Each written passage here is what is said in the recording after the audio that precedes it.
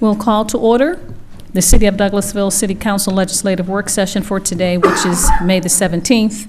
And our invocation will be done by my good friend, Pastor, Reverend E. John Citizen, pastor of the Spirit Life Church of God. So if you please come forward, and we ask that you would stand for the invocation, and after that, we'll have Councilman Davis to lead us in the Pledge of Allegiance, please. Please stand. Thank you. Thank you, Madam Mayor, Council. It's a privilege to be here tonight to pray. Let us pray. Heavenly Father, we come in the name of Jesus. We pray a blessing over this chamber and the city's business tonight, Lord. We ask that you would have your way in this place tonight, Lord. Let your spirit rest upon these officials, God, as they legislate and do the business of our community and citizens of our city. And God, tonight, everything be done. Let it be done in goodwill. In Jesus' name we pray. Amen. Allegiance to the flag of the United States of America and to the republic which stands one nation under God, indivisible, with liberty and justice for all. Thank you so much, Councilman Davis. We appreciate you standing in for Mayor Pro Tem. He's at his son's graduation, so thank you for doing that. And thank you, Pastor Citizen, for praying over us with the invocation. For announcements and presentations, I do have one presentation to give. This is honoring police officers for the week. And Major Davison, if you don't mind coming to the podium, I'd like to give something for the police department.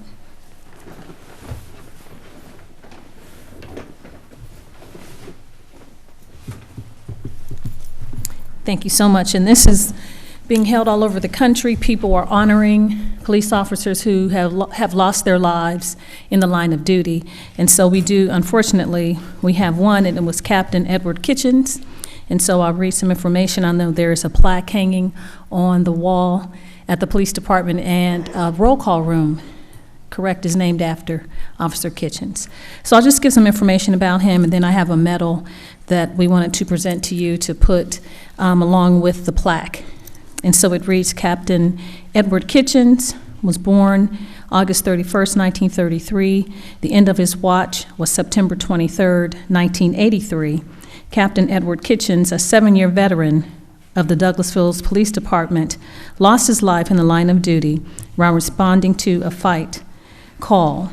He lost control of his vehicle and was involved in a single-car accident attempting to get to the scene of the crime quickly.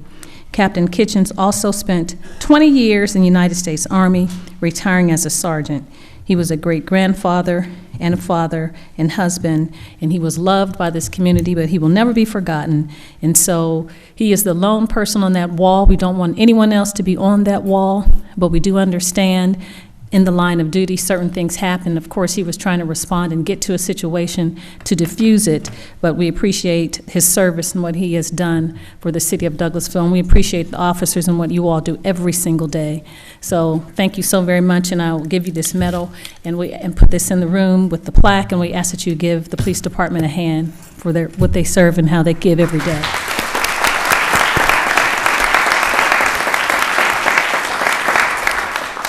Council, please come around to take a picture.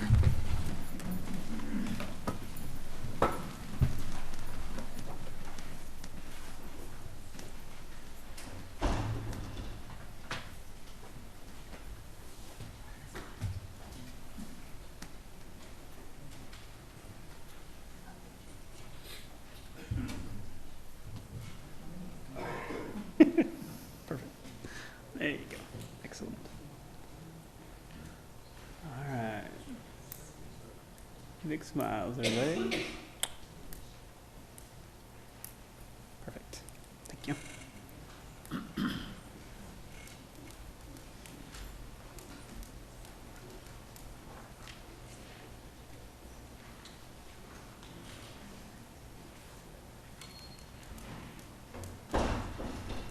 Thank you so much for your patience, community, as we are preparing to go through our council meeting. Now we'll do the announcements on how the meeting will take place tonight and go over protocol so that we'll all be on the same page. Again, I'd like to welcome you to the Douglasville City Council Legislative Work Session. This is a work session where agenda items will be presented for discussion only, and no official action will be taken. Action will be taken next Monday, the 21st, at 6 p.m.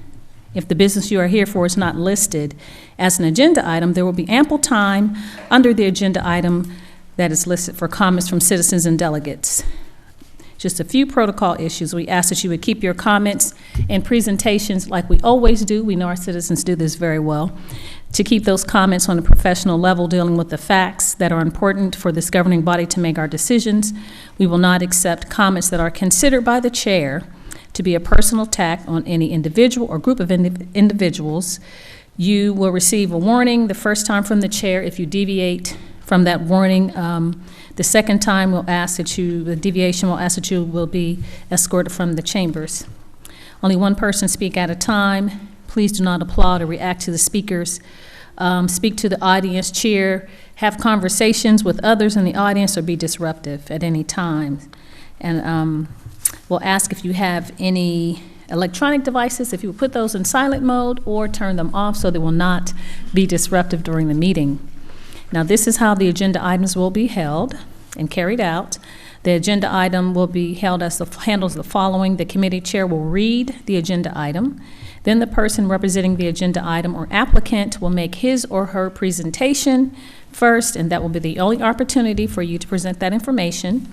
Then myself and council members will possibly ask questions of the applicant to seek more information. After that, the committee chair will ask for comments or statements from the audience.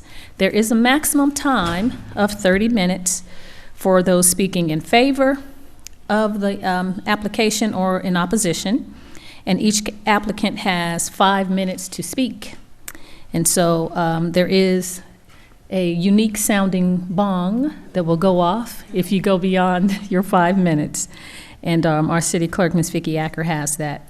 She's handling that for us. Prior to approaching the podium, we ask that you would please, you will have filled out the card with your name and address, and you could give that to the city clerk for us, please, and state your name and address for the record, and then you can proceed with your information. Each person has one opportunity to speak on an agenda item. No reappearances. If you think you forgot something, try to write everything down. I know some people get nervous when you come before us, but we're citizens like you, so you don't have to be nervous talking to us. Just come before us and give us your information. This meeting is not a question and answer format, so it's not a debate. We're just here to receive the information to help us make our decisions. And please address your comments to the chair. And if you have repetitive information, we ask that you would try to not do that. I know sometimes it might be difficult. And our policy, as we started our meeting 5 minutes late, our policy is that printed information should be submitted to the city clerk in advance. But of course, we know that there are issues sometimes where you can't get your information in on time, and so we did allow grace for those people in the community to present us information dealing with agenda items tonight. So that's why we started a little bit late, but we did receive information from everyone, so we appreciate that. So those are the protocol. We ask that you come to the podium, give your name and address. You have 5 minutes. The chair will give 30 minutes for the zoning issue or agenda item, and 30 minutes if you're in opposition to that. And so we're excited to have you here. Welcome, and thank you so much for your time and attention. Having said all of that, we'll go on to the agenda. And we're at item number 5, which is Public Safety Committee, and that's chaired by Councilmember Samuel Davis. Thank you, Madam Mayor. I have a couple of, maybe 3 items. The first item A is authorize the mayor to sign an inmate housing agreement with the Douglas County Sheriff and the Douglas County Board of Commissioners for the housing of city prisoners at the Douglas County Jail. Mm-hmm. Come on down, state your name and all the above. Thank you. J.R. Davidson, 2083 Fairburn Road, Douglasville. Thank you, Chairman Davis and Yes, Mayor sir. and Council. This is an agreement with the Douglas County Sheriff's Office to house our inmates, and essentially the only change is the way that payments will be made for routine medical care. The Sheriff's Office now pays $1.66 per day per inmate in order to do all routine medical care. It's all included in that amount. The other fees stay the same. So any Is that all? Yes, sir. Council members, you have any questions about the payment per day or any council? Yes, Mr. Chairman, Yes, if I sir. might, Mr. Davidson, basically then the increase in pay on a per diem basis would be based upon going from 166 per day to 170 per day? That's the only change? No, that takes place in the second year. Previously, we do not pay a daily fee. But if there was any routine medical care, we would have to pay it as it happens. Okay. This way, there's a fee paid per inmate per day, which is how the sheriff's office is doing it from now on. And it covers any routine things that come up. But we pay it whether they have that routine, whether they have any of those things come up or not. We pay it, and it's put into a fund, I'm assuming, then for that to be handled. Is that correct? Yes, they pay a company with that money, and that company is then required to handle all routine medical care with just Right. that amount. Okay, thank you. That's all I had, Mr. Chairman. Okay, Madam Mayor? Thank you so much, Mr. Chairman. Major Davison, will this, I know, and without giving a whole lot of detail, but would this cover for like the situation that we had when the person was arrested and he had to go to Grady, and then we were having a kind of a friendly, there wasn't an argument or debate, as my father used to say, we're not arguing, we're debating, about whose bill it was, because it was a police officer, Douglasville police officer, and the sheriff's office came. So is this insurance that will cover that, or will we still have to have discussions over inmates when they go to the hospital? No, ma'am, that's an emergency care, so we Okay. are still required to pay the medical bills for emergency care. This $1.66 is only for routine I see. medical expenses. So if someone is incarcerated and they have to go, if they have an appendicitis or something, then Yes. this would cover that? No, like appendicitis would be an emergency Oh, that's care an emergency, situation. but- It wouldn't be, routine would be things like maybe Advil, sprains, things that can be Okay. handled by the company that's providing the medical services in the jail. If it requires outside care, then it would be an additional expense. Okay, so we still have to pay for all of that? Okay. This is for aspirins? Yes. Thank you. Thank you, Mr. Chairman. Okay, Mr. Chairman, M. Miller? thank you, sir. Is this, the accounting on this, is this per inmate that we have, or is it per a number? I guess it makes sense to me that it's per inmate. I just wanted to make sure that I'm correct. Yes, so in that. the county's paying this company $1.66 per inmate per day, and we pay just for our inmates, the $1.66 per day. And are our inmates are those traffic stop cases, or are those felony cases as well? It would be cases that are handled in the municipal court. Okay. So it'd be the misdemeanors. Makes a big difference. That's all I have, Mr. Chairman. Okay, there's going to be questions asked, how do you determine whether they're our inmates or their inmates? Can you state that? The difference between, if we arrest the person, it's Okay. our inmate. If we take them to the jail, they are our inmate. And we're required to pay for any medical care that's needed. Another question going to come up. Is there any other question from the council? I have another one, Mr. Chairman. Okay, yeah, Miller. I'm sorry. Does this also include blood draws for DUI cases? We pay for that through another company. It's done separately. Okay. Doesn't include it in this fee. That's all I have, Mr. Chairman. Oh, any other questions? T. Miller? We good? Madam Mayor, we'll just put this back on the agenda for Monday, just in case we have some more questions. Want this to go on the consent agenda? We good with it, or You do? council good with it? Okay. so Okay, what's we'll your just put it pleasure? on the consent agenda for Monday. All right. Thank you, Madam Mayor. Thank you. Thank you. Thank you. Okay, item B, request for a change in agent outlet manager for the alcoholic beverages license for the retail package sale of wine and malt beverages at the following establishment. License the Kroger Company, DBA Kroger number 391, located 8501 Hospital Drive. Current agent outlet manager, Harry Turner. Proposed agent outlet manager, Rodney Grape.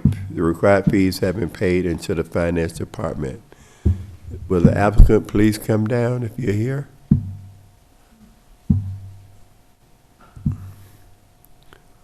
Oh, well, the applicant, They contacted staff? someone put it back on the agenda for Monday? We need to speak with them. Okay.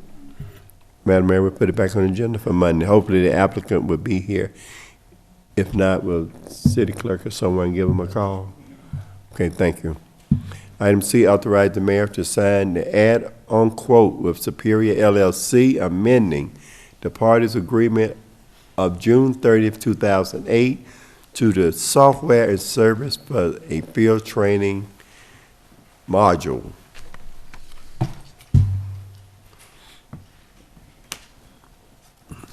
J.R. Davidson, 2083 Fairburn Road. As you know, the training of our officers is one of the most vital things that we do to ensure professionalism and that they meet our standards. That's what this software does, is it actually links into our current record system. So essentially, for 12 weeks, when a new officer graduates the academy, they have a field training officer, and they ride with them every day. This allows the field training officer to link every report and every call that officer in training goes to their training record. So we can go back and show exactly what they have learned in their training time. The field training officer can also add any notes to any of the calls they handle. And then at the end of the 12 weeks, we're able to have everything put into one packet. Everything that officer did for 12 weeks during their training, we can have it in our records. Okay. Counsel? So, Mr. Chairman, so basically this system interfaces with what y'all already have, is that what I'm hearing? It does. It is the same company, and it's just a module that we're adding to our system. Okay, thank you. Anyone else, counsel? Madam Mayor, I'd like to put this on the consent agenda for Monday if the mayor's counsel also. Okay. Madam Mayor? All you have? Okay, thank you. That's all I have, Madam Mayor. Okay, thank you so much, Mr. Chairman. We'll move on to item 6, which is Community and Economic Development Committee. The vice chair for that is Councilmember Mark Adams. Thank you, Madam Mayor. You're We welcome. have 2 items tonight under Community and Economic Development. Pardon me. The first item, appoint an individual to serve as the Post 2 member of the Douglasville Convention and Conference Center Authority to fill a term expiring June 1st, 2023. Ms. Chelsea Jackson is going to come forward and give us information about that. Thank you. Good afternoon, Mayor and Council. Chelsea Jackson, 6695 Church Street, Douglasville, Georgia. On Monday night, you will be voting on 2 individuals for the Douglasville Convention and Conference Center Authority. You have 2 posts that will be open and 2 interested candidates. Mr. Dean Wang is interested in being reappointed. He has served 1 term thus far. A very great candidate. He's been at all the meetings. He's very enthusiastic about being reappointed if selected, as well as Ms. Ray Ann Alvis. You've interviewed her previously for previous boards, and she is also interested in being on the Convention and Conference Center Authority. Thank you, Ms. Jackson. Questions of council? Mr. Chairman, I just want to make a statement. Mr. Wang, the hotels that he manages are Sleep Inn, Holiday Express, and La Quinta. Correct. He's currently the Director of Operations and Revenue Management for the Holiday Inn. Okay. Thank you. That's all I had. Just Okay. making Anyone sure. else? Okay. We'll vote on that on Monday night by ballot. Is that correct, Ms. Jackson? That is correct. Okay. Next item, appoint an individual to serve as the Post 1 member of the Douglasville Convention and Conference Center Authority to fill a term expiring June 1, 2023. Ms. Jackson? As stated before, you have 2 individuals who are interested, and you have 2 posts. Ms. Ray Ann Alvis and Mr. Dean Wang are both interested in serving, 1 for a reappointment and 1 would be a new appointment. So this would be 2 posts with 2 individuals that have made themselves available. Correct. Correct? Okay. Any other question? Just 2 different posts on the same board. Okay. If not, we'll have that vote on Monday night. Thank you very much. Thank you. That's all that we have under that committee, Madam Mayor. Thank you. Thank you so much, Mr. Vice Chair.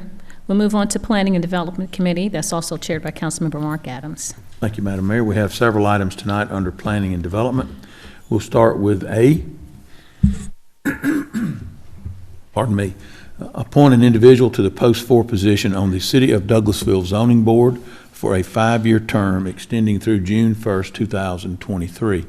Ms. Jackson, would you help us with that, please, and make sure that you, again, also, if you would, give us the list of names of those candidates, because I know we have interviewed several, and just want to make sure that we're all on board and up to speed.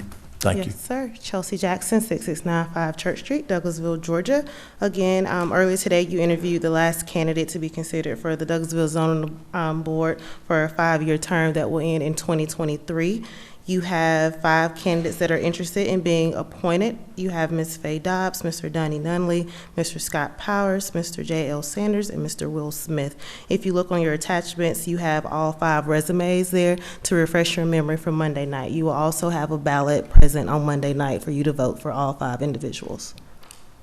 Thank you, Ms. Jackson. Any questions from council? I know we've had numerous interviews in the last few weeks, and actually had the last one today, so we'll take this up on Monday night. Thank you, Ms. Jackson. Appreciate that. Thank you. Item B,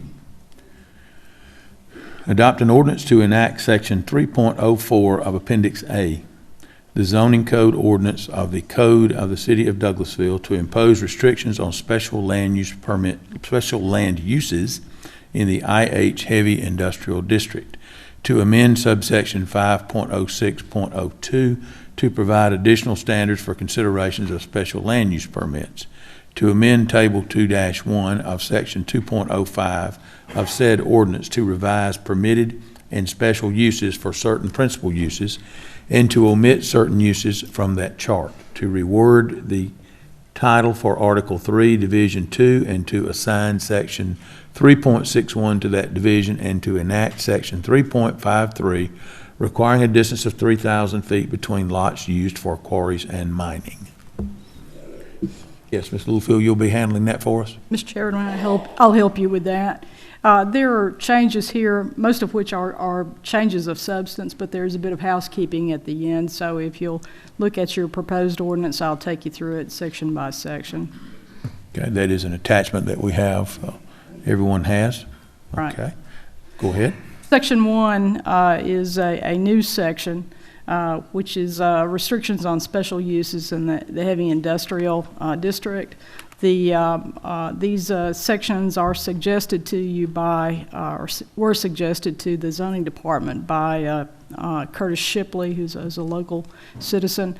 But it would prohibit any special use if any portion of it lies within 5,000 feet of a residential lot, or if it lies within 5,000 feet of a water well, and it says except for passenger motor vehicles traveling on a paved surface, all activity of the special land use has to be confined to an area at least 5,000 feet from any lot containing an existing business.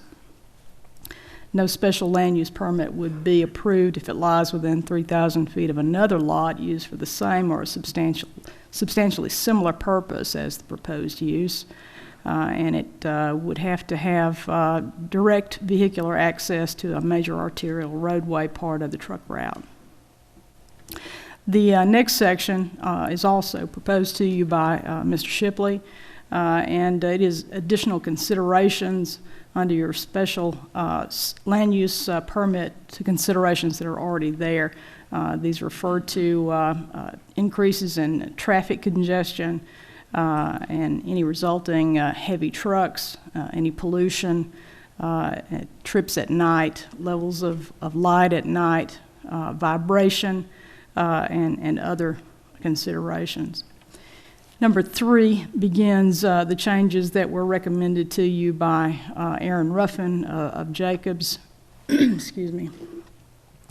Most of these are changes within the heavy industrial zone where there were permitted uses are being changed to special uses, and most of these relate to dust. The concern here is that dust is often flammable.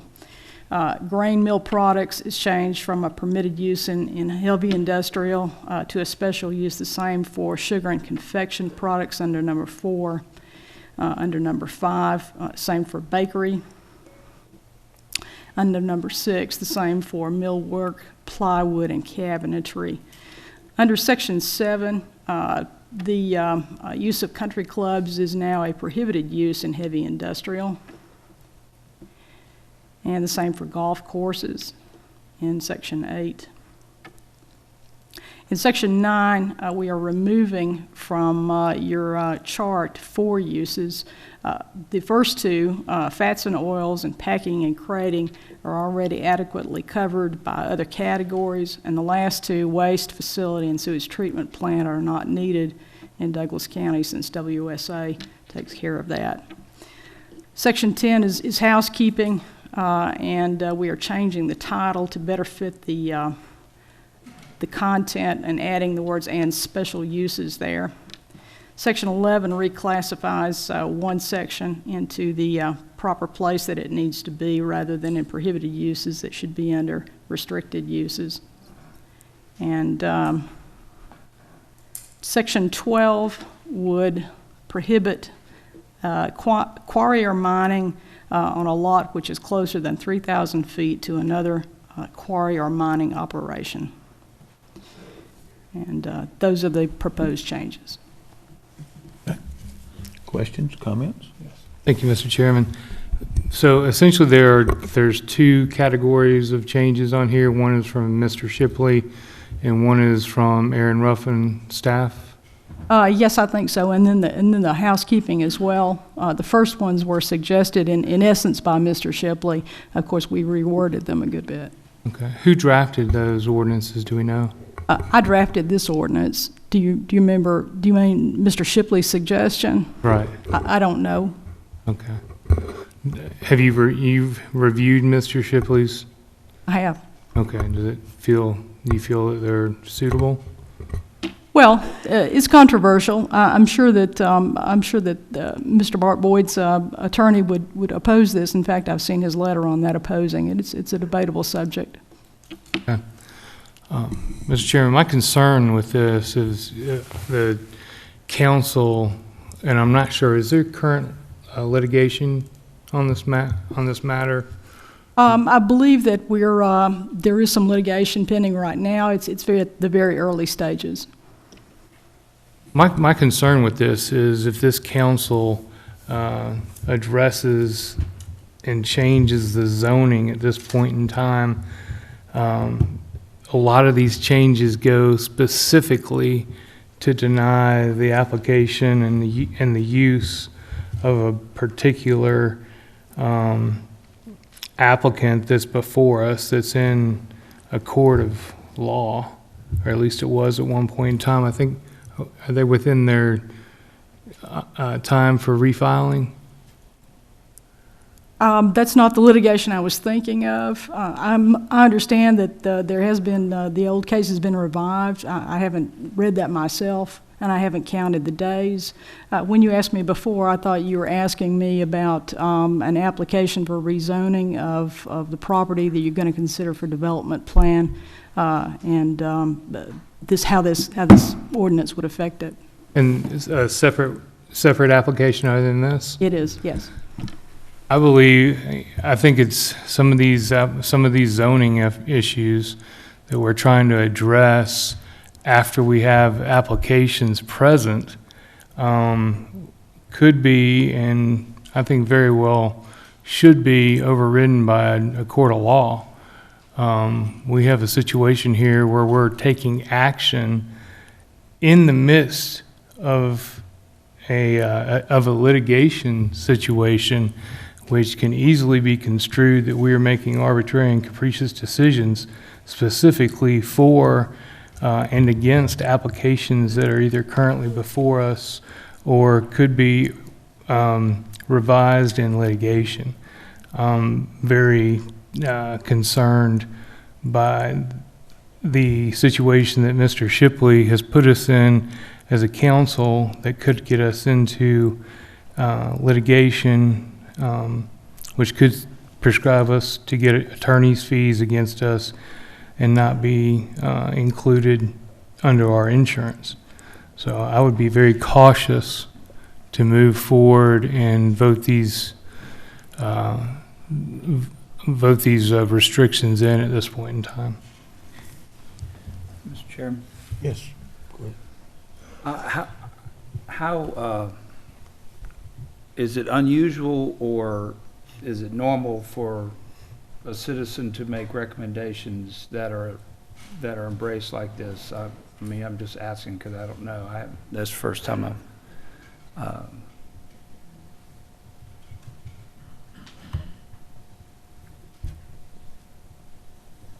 Well, most of suggestions for changes to the ordinance come from council, but I can't tell you that they don't come eventually from a citizen somewhere. I don't know where those ideas come from. understand. It's rare for one to come directly, I think, to your staff from a citizen.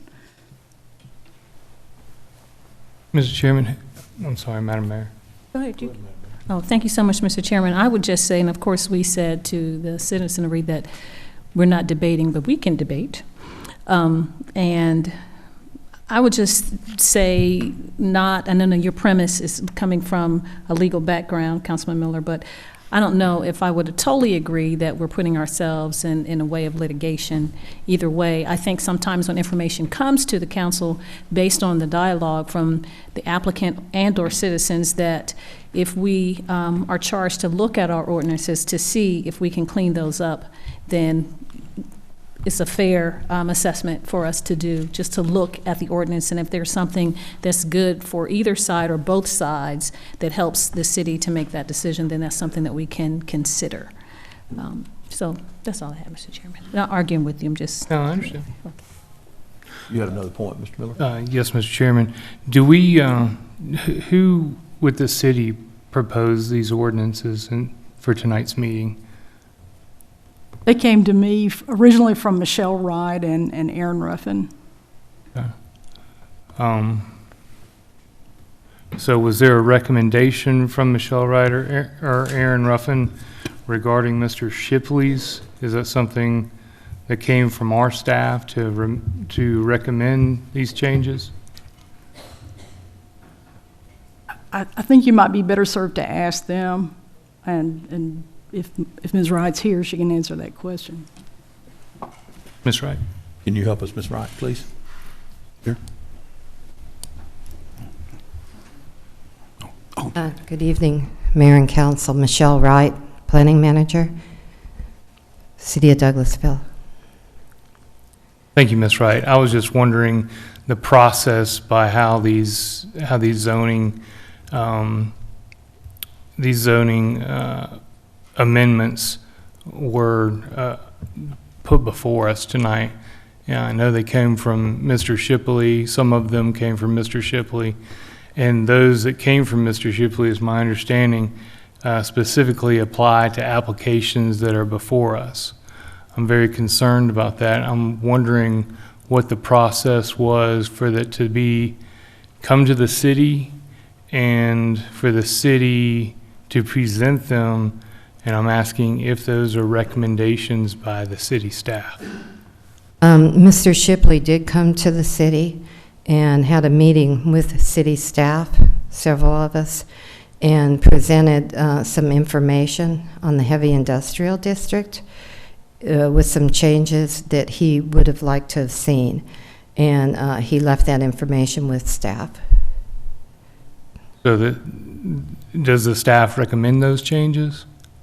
I'm not sure if what you mean by recommend. I believe that we took a look at it and had some meetings on it, and then decided to take a look at the heavy industrial zone and look at some changes to be made to it. Before we made the changes, or were looking into it, we decided to put a moratorium on that so that we could look into the heavy industrial zone to study it. And the moratorium came after the application by Mr. Boyd? I'm not clear on the dates, if the moratorium came after, I think before or after the application, Mr. Boyd. Okay. Could you help us with the date? Ms. Littlefield, please. I don't recall the exact date. I can say that the first moratorium was enacted sometime in the fall, and I believe Mr. Boyd filed sometime in perhaps December, late December. I can't say that the dates are exact, but I know that we initiated the moratorium before his filing. In looking at these zoning issues, thanks, Mrs. Wright. Thank you. In looking at these zoning issues, I think it's very important to follow the future land use map, the current zoning ordinances, because it lays the perception of those who purchase property around it. We had a meeting this week with someone who wanted to put a multi-use, multi-family rental unit next to an old established neighborhood in the downtown Douglasville area. And it was easy to say, well, that's really not going to fit in real well with our current plans. And it's real easy to say, well, the perception is that this is zoned R2 and it should stay R2. Now, if you flip that around in this situation and you've got heavy industrial or light industrial over this area, we've dealt with this, and I think our staff has been very, very diligent in answering in a legal manner, in a layperson's manner, the questions that are presented. And I think it sends the wrong message for us to receive an application and then propose ordinances that are in direct opposition to that application. No matter whether it's in front of us or whether it's in front of a judge, I think that can be construed as potentially arbitrary and capricious. I think we're leading to our own problems with that. When it comes to this application, is this application included in, does the ordinance, proposed ordinance address this application in any manner regarding the crushing facility? How will it affect the proposed quarry? Right, well, not the quarry, the crushing. Crushing, not that I know of. Okay. All right, then I'll limit my response to that. I'm very concerned about the city adopting these ordinances at this time. Thank you, Mr. Miller. Our city manager had a comment, and then T. Miller. Only thing I was going to add, Mr. Chairman, I think it may be best that staff would prepare you a timeline, since you're talking about two different issues, to address Mr. Miller's questions, and we can have that information to you by Monday. Thank you. Okay. Mr. T. Miller? Thank you, Mr. Chair. Councilman Miller brings up some very good points, very good issues. I commend him for bringing those to our attention. I just want to make a few comments that are more general in nature that for my fellow council members to consider in this issue. There's going to be a lot of discussion, a lot of debate over how we proceed on this issue of changing the zoning code. I'd like to point out that the very first zoning code was adopted in this country in 1916 by New York City, and the purpose of that zoning code was actually to regulate the size of skyscrapers. At that time, the technology of skyscrapers was increasing, and they were getting taller and taller, and they were beginning to cast shadows on their neighboring buildings, sometimes several acres in area, and that was causing a lot of health and safety issues in the particular neighborhood of Manhattan, especially. So the zoning ordinance was enacted to control the size and the shape, literally, of skyscrapers. Zoning ordinances are designed not only simply to protect the rights and usage of the property owner, but they're also designed to protect the rights and the interests of the neighboring properties as well. Typically, building codes and zoning codes are reactive. I can speak from more experience on the building code side, that typically when building codes are created and enacted, that's usually in the aftermath of a tragedy. Fire happens, or some major issue, some building failure occurs, and a zoning code the building code is changed to address that issue.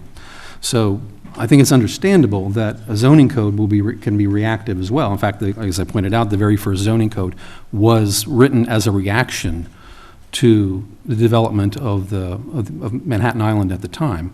So I just hope that we consider both sides of this issue as we make our decision, that there is a purpose to zoning codes that takes us a little bit out of the weeds, I think, rather than just simply looking at merits on one side. There are merits on more than one side to this issue. So that's the point I want to make. Thank you, Mr. Chair.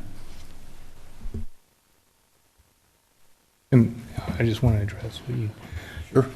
And Mr. Chairman, you just informed me of your belief on the timeline, which, if that's correct, it would relieve my concern about the timeliness. And I think you will find that when the city manager provides us with a timeline, it will explain when the original moratorium started, when it expired, when it was picked up, when the application was filed, and the concern that you have is not unwarranted at all. I just want to make sure that we know our timeline going through. Mr. Dawson, would you like to address that at all? Any comment on that? Well, the city manager will give you the precise timeline. It is my belief that you enacted a moratorium which expired. I then think an application for a rezoning was filed that was rejected for technical reasons, and you enacted a moratorium. I think I'm right in that, Mr. Diller. Extension of a moratorium. Yes.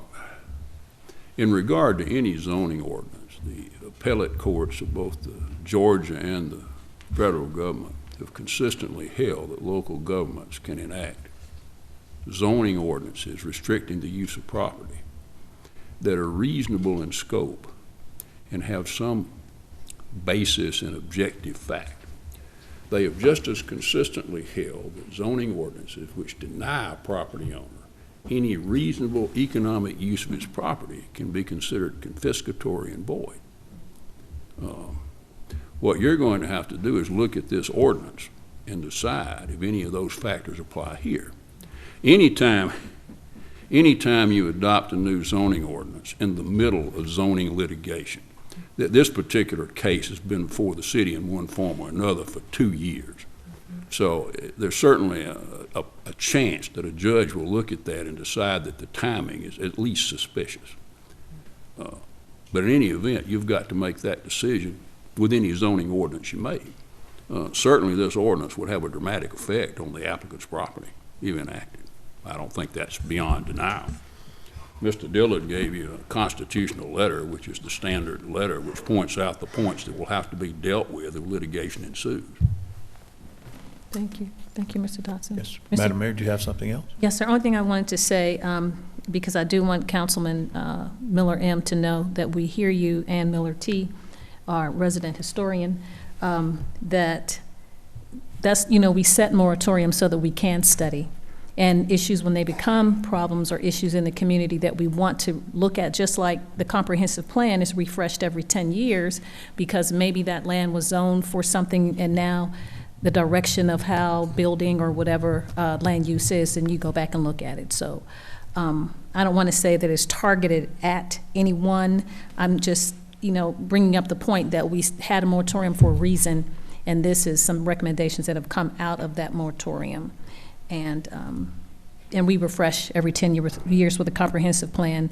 People at one time didn't want density downtown, but we understand now you love density downtown because it helps to bring hustle and bustle and walkability and fill your restaurants and all of that. So just taking all that into consideration. Thank you. Yes.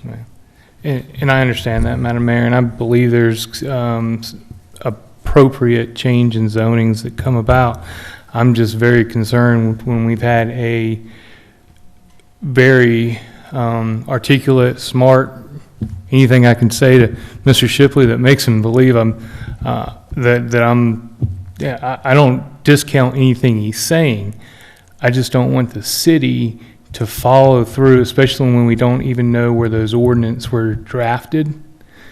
I don't want the city to follow his recommendation in the middle of litigation when his opposition has been specifically applied.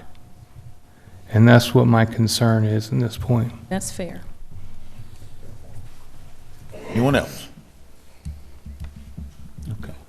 If not, we will take this up on Monday night. You asked for public comment, please. Okay. I would assume then if there's anyone here that would like to make public comment concerning item B, I know that we'll have other items that'll be coming up where there will be public comment, but we will welcome that. If you would, if you have public comment, please come forward. State your name and address for the record. We'd love to hear from you. Good evening, Madam Mayor, council members. I'm John Foran of 6601 Cedar Mountain Road, Douglasville, Georgia. Tonight, I respectfully solicit your support to increase the buffer zones around new special land use permits because of the impact it has on our citizens within our city and our county, and the impacts it has on local governments due to the loss in tax revenue with the lower values of that property surrounding any special use permits. My major in college was airport management. One of the minor areas of study was special land use permits as it relates to airport runways, approach and departure zones. Our runways were developed far out from any high density or residential areas, but those areas did encroach upon our runway, which ensued with a lot of implications. Now, this can be runways, or it can be, ranges, bullet ranges. It can be speedways. It could be land quarries. It can be any special use project that lowers the value of residential properties. Our focus was to do that development, and as that encroached upon it, and make decisions that lessened the impact to government and local residents. Not being an expert in an economist, I went out and did an extensive study and research and found the best and most accurate way to use the current economic reference, that is, methodology approach to estimating the impact of housing values of any proposed special land use permit. Many factors influence housing prices. These include, of course, characteristics of the house dwelling, such as size, age, lot size, number of bedrooms, bathrooms, etc. Also, whether it's in proximity to a lake or other amenities in the neighborhood that are pleasing. It also impacts by disamenities, such as, in this case, we've been talking about a potential quarry in the future somewhere in Douglasville. Economists have found that hedonic pricing models are extensively used in isolating the contributing factors that impacts housing of its residential neighborhoods, as well as other goods. First developed by the University of Chicago economist Sharon Rosen in 1974, hedonic pricing models use a statistic regression technique that follows the researchers to estimate the impact of one or more factors. There are extensive literature applying to hedonic pricing models to study the effects of economic disamenities on residential property values. These studies generally show the proximity of open pit mining and other significant negative effects that impact the price of residential properties. Professor Diane Height is the economic expert in this area, who has published widely in the area of property values and analysis. She has recently applied hedonic pricing methodology to study the effects of gravel mining or anything like that near residential values. This appears to be the only rigorous study to date on gravel mining and the impacts that it has on property values. Her study is based on detailed data from Delaware County, Ohio, that was collected by the Ohio State University for the purposes of the study of land use planning. Her studies found that property values adjacent to special land use permit areas, such as mining operations, experienced up to 30% reduction in property values, as you can see on the figure that was handed out to you. It has a scale that reduces the loss of property value as you get further away from whatever that special land use project is. Property values up to 1 mile will be devaluated an approximately average of 22%. The aggregate loss of equity in residential areas within a mile of any parcel inside this city where the next special land use project is approved would be potentially up to $25 million loss in property value for the residents. That is going to impact the government's tax base as well, and that will lower the tax base used to support the residents of the city in this case.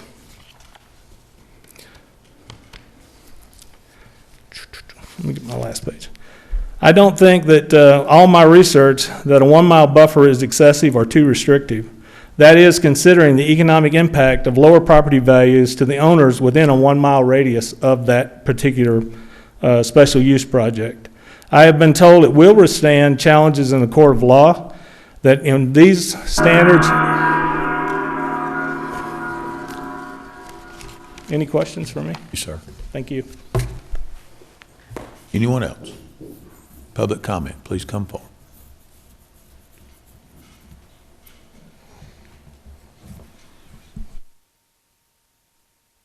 Madam Mayor, Council, thank you all for allowing me to approach again and tell you my story in regards to me. My name's Lon Bell. I live at 6470 Cedar Mountain Road in Douglasville.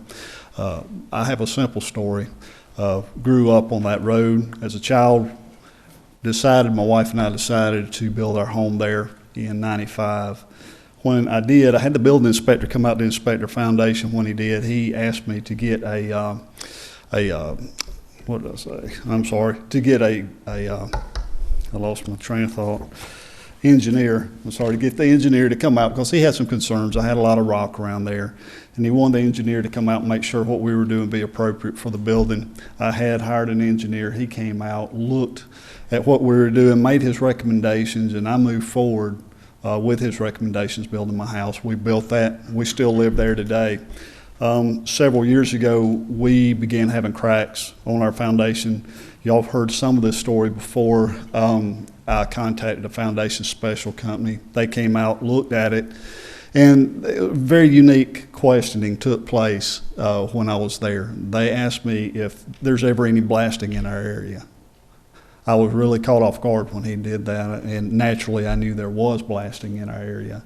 I had to answer that truthfully, and I told him, yeah. And he said, you know, very likely this is a part or a cause for your problem with your home. And he went further to say, not only is this a problem with your home, but I don't think we'll be able to warranty or repair if we do it.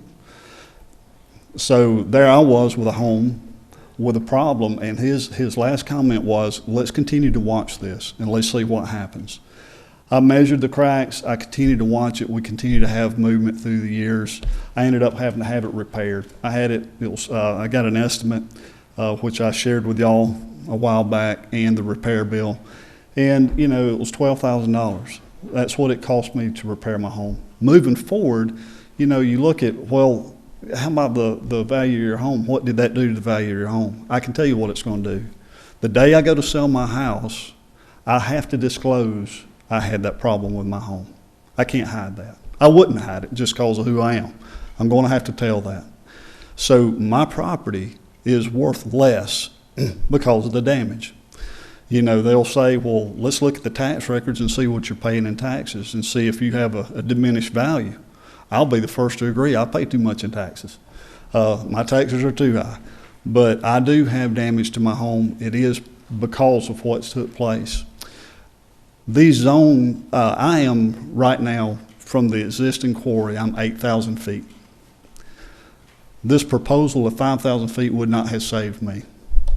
But this proposal will save a lot of people moving forward. It will help me because it's going to actually push the quarry probably within 4,000 feet of my home. So this is, you know, we talk about litigation, we talk about all these things. Let's talk about right. Let's talk about the citizens. Let's talk about what zoning is made to do. What's it designed to do? Is it designed to protect individuals, protect them, protect us? There's a balance. But with our size of our county, when you look at our county back when the zoning laws were written compared to where they're at now, you can't compare those. The population has exploded.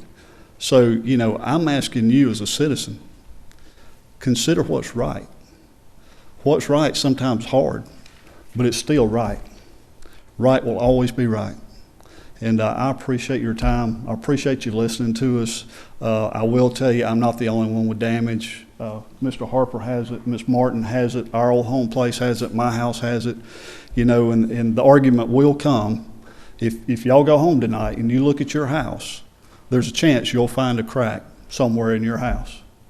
And I'll submit to you that is probably true if you live within 5 miles of a quarry. Thank you. Thank you, sir. Other public comment? Come forward.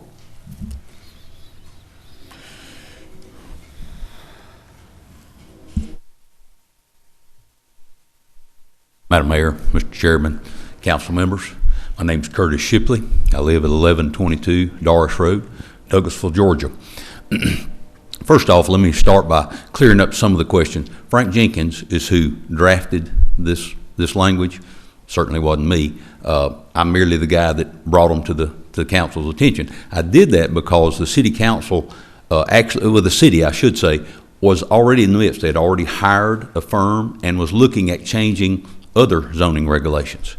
And this was back in December. At the time that I brought these to the city, there certainly wasn't any application in place. In fact, it was December the 19th, and I'm sure Marshall will be able to clear that up for you. But there was no application in place. There was a moratorium passed, and then the application that was rejected wasn't put in place until the day after the moratorium dropped off. So just to help you out on the timeline. But anyway, here's why I am in favor of these regulations.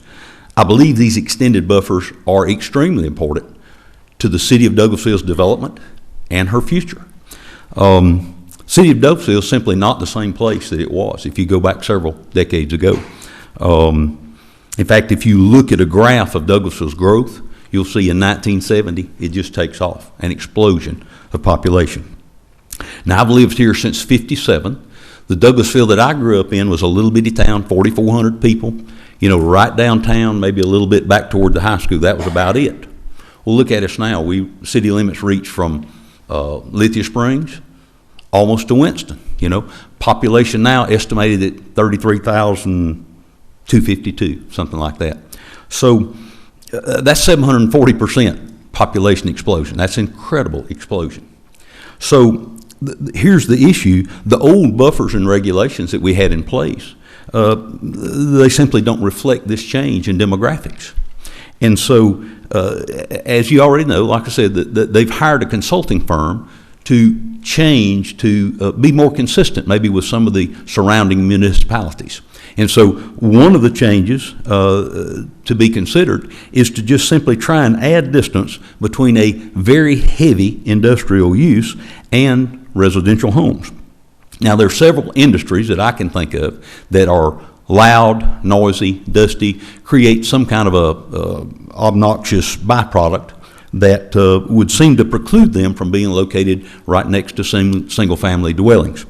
We used to have a dirt track here in Douglasville, Seven Flag Speedway. They started in the 60s. There was hardly anybody around them. They raced down there for years, no problem. But then in the 70s, they started building houses around it. They said, okay, well, we'll put mufflers on the cars. Well, they kept racing up in the 90s, and eventually they built enough houses around it, 2000, 2002, they finally shut the track down just due to unending complaints by citizens, dust, noise, that sort of thing. Many shooting ranges have gone the same way. In the early 80s, I shot in outdoor shooting ranges all over the southeast. Almost every town had one on the outskirts of town. Very few of them are left. Nowadays, if somebody builds a new range, it's an indoor range to help attenuate the noise issue there. Airports certainly come to mind. Always controversy where there's an airport there because of the noise and so forth. If someone approaches the Douglasville City Council with a plan proposal to open an airport in or around Douglasville, we should have restrictions in place that would allow the airport to exist, but yet offer protect our citizens by ensuring a safe and reasonable buffer is in place to attenuate the noise and the other concerns related to the operation of an airport. Here's my point. I'm not opposed to airports, rock quarries, shooting ranges, or racetracks. Not at all. I am opposed to placing them downtown, where you typically have a more dense population, so that more people are negatively affected by these loud noises, dust, whatever the thing may be. The buffers that are being proposed here are reasonable in that they do not create a burden that cannot be complied with, and they do offer additional protection for the health, safety, and well-being of the surrounding community. As Mr. Bell pointed out, he's 8,000 feet away, so the 5,000 feet wouldn't have protected him, but it's certainly a step in the right direction. I would respectfully request that you would consider these and approve these new regulations. And again, I appreciate y'all's time. I'd be happy to answer if you had any other questions about the timeline or how that I was involved in this. Be happy to answer that for you. Thank you, Mr. Shipley. Anyone else? If someone else wanted to come and speak, come forward.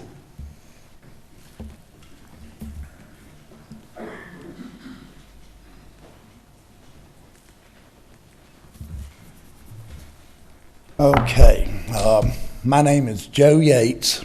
I live at 4233 Wingate Court. But more importantly, I own a business at 7801 and 7835 Bankhead Highway. It's right across from the present rock quarry.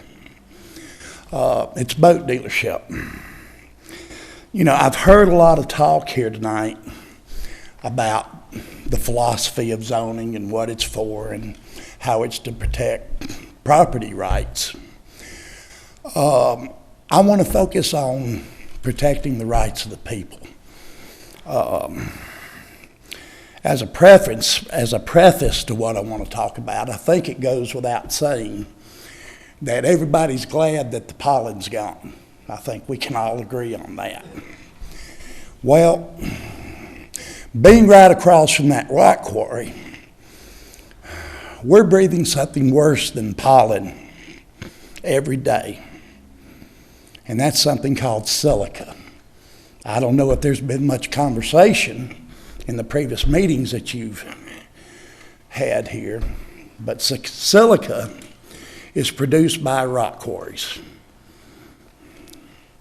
When they crush the rock and go through all the various procedures that they go through, silica goes into the air. Silica travels in the air. And we breathe it up there every day. Those trucks coming out of the quarry and out on the highway track, because a lot of it settles at the quarry, that doesn't travel in the air. Those trucks that pull out on the highway, on the roads, they track that silica onto the roads, especially when it's raining and they've got the tread on their tires caked up with what's in that quarry pulling out onto the highway. And when it hits the asphalt, that's where the stuff comes off. The dust got so bad up there here recently that on a dry day you could stand there and watch vehicles going up and down the highway. And every time they went up and down the highway, it was kicking up a dust bowl of that silica. It was impossible to keep the boats clean. We could wash them, and in an hour, if we didn't get them covered, they were covered with the silica again. And, you know, I would invite anybody up here, anybody, to come up there sometime on a good dry day. We'll wash a boat. You go to lunch. You come back from lunch, and we'll show you what's on those boats. Well, that's what we're up there breathing every day. And my understanding is once that stuff goes into your lungs, it don't come out. Now, I've already got Run Rock Quarry behind me and dust in the air traveling over there and tracking dust out on the road. I really don't want to see another one. I'm breathing enough of that stuff. My lungs are already bad enough.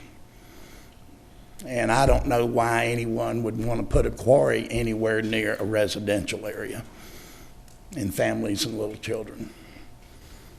So that's what I wanted to focus on. That's what I've got to say. Thank you, Joe. Appreciate your comment. Other comments, please come forward.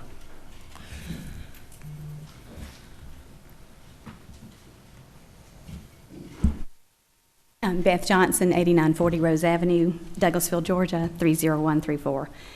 Thank you, Madam Mayor, Mr. Chairman, and members of the council for letting me speak. I just wanted to preface my comments by reminding or refreshing Mr. Miller, Councilman Miller, that this request actually came from the mayor and council to the zoning board. It's already been approved and sent back to you for ratification into law. It started back in December. Curtis Shipley and I brought the suggested buffers from Frank Jenkins to the zoning staff and the planners, and they took them to Susan Littlefield, and they were scrutinized by other attorneys.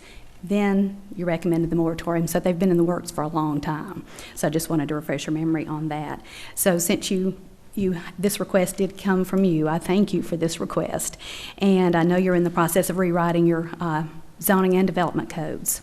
And in your ordinance, it says that the city has examined the effects of certain uses within the heavy industrial district, which can create negative effects on the welfare of the community. Certain heavy industries can create noise, vibration, dust, pollution, and excessive traffic, causing a continuing nuisance if located near our homes and businesses, because the subject industry is incompatible with our neighborhoods, causing the devaluing of the property in our area. I have a home in Douglasville, as many of us do, and I'd like to be shielded and protected from the negative effects of certain proposed new heavy industries. Increasing the size of the buffers is one of the best ways to create good neighbors. You know the old adage, fences make good neighbors, and good property owners and neighbors respect one another's property rights. In a case where you may have a very intense heavy industrial use proposed to go in near your home, you'd like to see buffering sufficient to protect you from the compounded negative effects of a heavy industrial use, which may have a detrimental effect on your quality of life, the value of your home, the safety and the welfare of your family, your children, and your grandchildren. My home is the largest investment I've ever made, and I would like to stay in it. I want to live in my hometown and enjoy my family and friends. I want other people to come here and move here and enjoy all the things I love about Douglasville. I want our community to thrive and attract good new businesses and restaurants and to have more parkland. I don't want to have to constantly worry about what may be rezoned behind me or in front of me or my neighbors. The worry can ruin the peaceful enjoyment of your life, and having intense industrial uses next to your home without proper buffering can ruin the quality of your life. We wouldn't want that or wish it on anyone. Many tracts of land in our city were rezoned a long time ago for this use or that, and we don't have any control over those rezonings, but we do have a chance to direct the way we grow and expand in the future and how we protect our existing residences and business owners.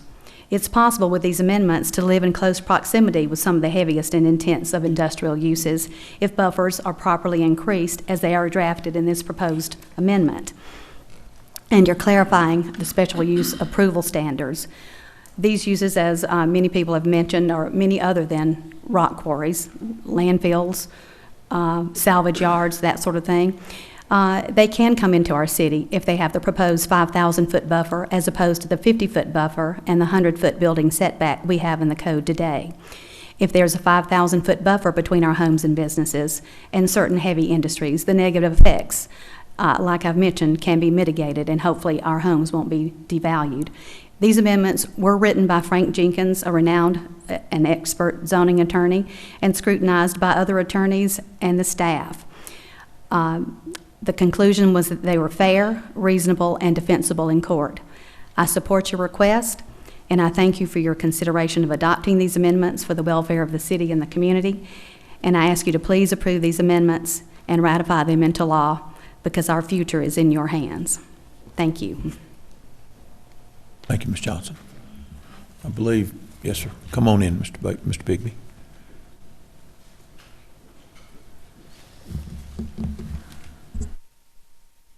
Good evening. My name is Tony Bigby. I reside at 6784 Cedar Mountain Road, Douglasville. I'm just going to speak quickly and plainly. Madam Mayor, Council, I ask you to vote no for this crusher development. We know that this is kind of a sideways backdoor type to get the quarry. It's been voted down before. They argue for a crusher on one night. Yet another night, they come back for a quarry. So the applicants do not live in this community, nor would they want to live around two rock quarries that will be basically in their backyard. So that the health problems that would come from dust, silica, and whatnot would not be good. So that I ask you to consider the people that are already in the community that has been here long before the applicant came forward. My wife and I have purchased our home, lived there, made a home out of it. We like where we live, and I would hate to lose value over another development that came in when we already have an existing one there. I don't have to tell you that I have cracks in my home from the existing quarry. We all know that, and so I will move forward from that. But I just ask you to consider the community first, and just think about this long and hard. So I ask you, which one of y'all would like to live with this in your back door? So thank you, and I respect your decision. Thank you. Thank you, Mr. Bigby. Other comments, please come forward.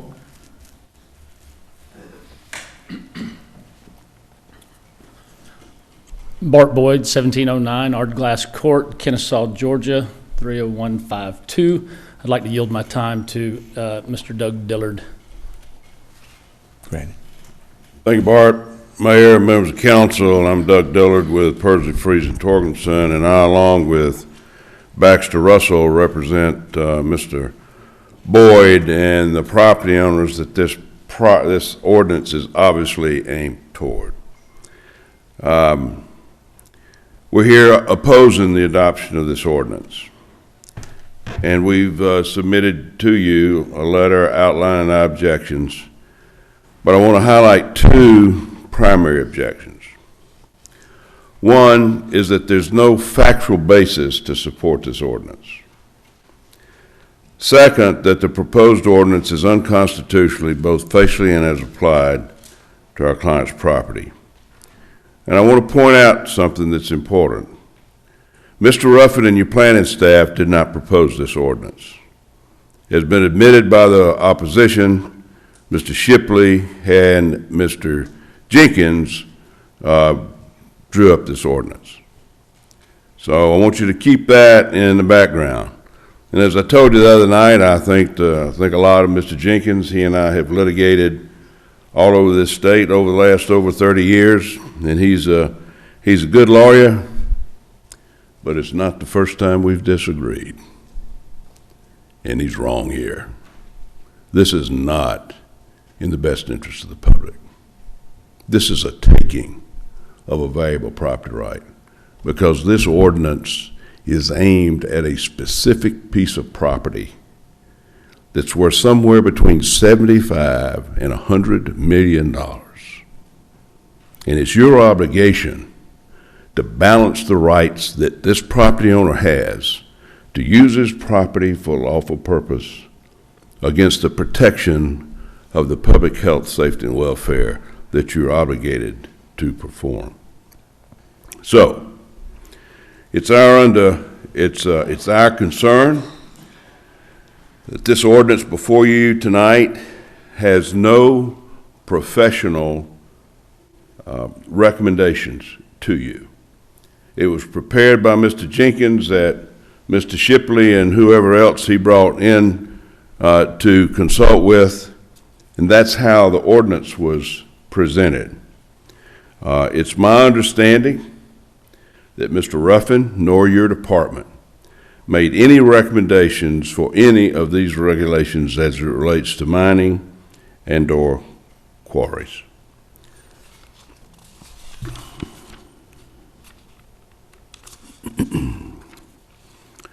Now, we submitted an open records request asking for the information. We hadn't gotten it yet. I'm sure Ms. Littlefield and then will give it to us. Hopefully, we'll get it by Monday. But if you adopt the code revisions as drafted by the community opposition, you will be unlawfully delegating your legislative authority. Now, what do I mean by that?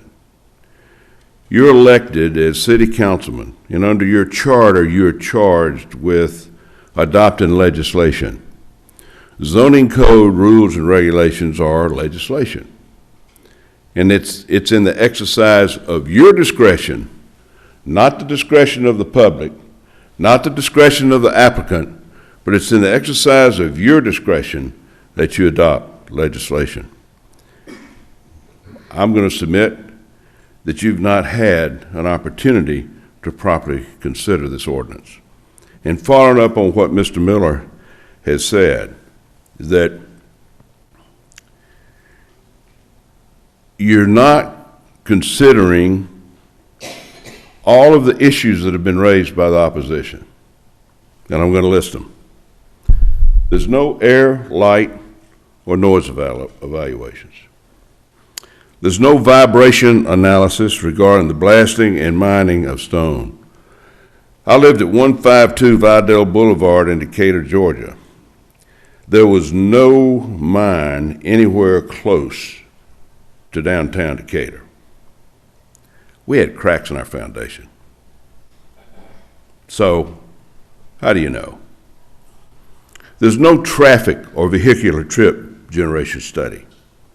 There's no evaluation as to what, if any, adverse effects of any type or description would occur to surrounding and nearby properties. You have no objective evidence to that. There's no suggestion as to what type of buffer would be acceptable to nearby residences. The state mining law is far less than 5,000 feet, and I think the state mining law has been adopted with the public's protection of their health, safety, and welfare in mind. There's no analysis of well water or underground water sources. I doubt, I'm not trying to put you on the spot, maybe you do know, but I doubt you know where the wells are within 5,000 feet of this property. There's no analysis of existing and surrounding businesses and or quarries. We've had a quarry out there for what, 30 years, 40 years? I don't know how long Bluegrass has been there, but it's been there a while. There's no reference to the state mining regulations. Mr. Boyd last year provided information to you that has not been considered, and we're shocked that you would now be taking the wishes of a few residents, uncorroborated evidence, and completely changing your ordinances. The current code revisions are clearly biased, and they've been drafted on behalf of community members with a specific agenda: prevent a quarry and mining on my client's property. If you adopt the code provisions as currently drafted, you will make an arbitrary decision, as we talked about the other night, a decision with no connection to the protection of the public health, safety, and welfare, an attempt to appease a certain limited amount of residences. My understanding, you have 4,000 residences in the city of Douglasville? 83? Okay. And we got a handful here.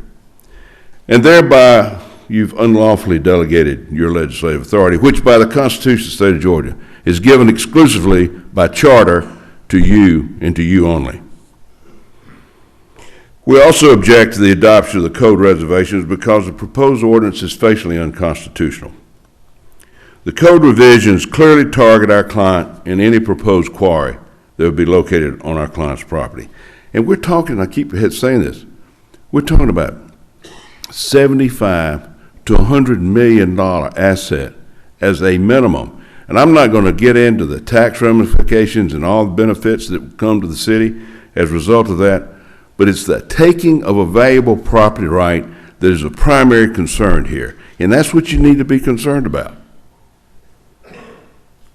There's no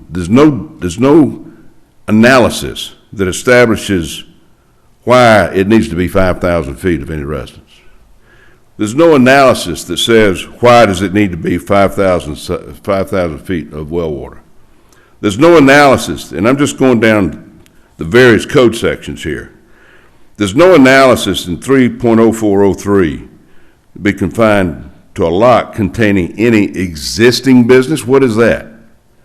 30404, 3,000 feet of another lot used or substantiated for the same purpose as this. And then a repetitive section under 3.53, there's no quarry or mining operation should be located on a lot this closer than 3,000 feet to the lot of another quarry. Well, what's that serve? What's the purpose in that? You already got a quarry there. All of the above stated conditions are designed to keep us from using our property. The stone on this property is a multi-million-dollar asset, not just to my client, but also to you and the city and the people of the city. So, in summary, we say, adopting the proposed code resolution revisions would result in an unconstitutional taking, violation of our constitutional rights. By targeting our client's use, you'd be granting a monopoly to the quarry already in existence in the neighborhood. A decision to adopt would be completely arbitrary, as you have no objective basis for passing this ordinance. You would be delegating your legislative authority to a group of unsworn people. And the most important thing is, you create no balance. We've got a constitutional right to use our property. And it's your duty to try to balance our right to do that against the public's good, the public health, safety, and welfare. These standards are arbitrary and capricious. They have no basis. You have no information. I think Mr. Miller's right to raise the question. You don't have enough information to vote on this Monday night. So we would ask that you direct staff, if you don't just deny it outright, but if you're interested in passing this, that you would direct staff and Jacobs, not Mr. Jenkins, but he can participate just like I'll participate, to determine all of the kinds of issues that we have raised tonight. Thank you. Thank you, Mr. Dillard. Someone else want to speak? Madam Mayor, council members, chairman, Charles DePriest, 5823 Saracen Trail, Douglasville, Georgia. Just a couple of other points that I wanted to make in light of the information that's come out since the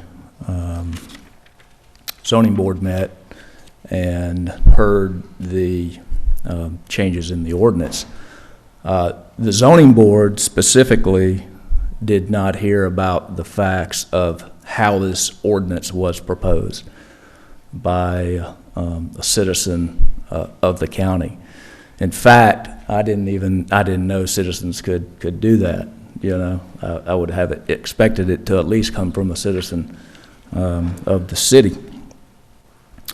The other thing that I think we need to consider here is, to Mr. Dillard's point on creating a monopoly, you know, is there a violation of antitrust here?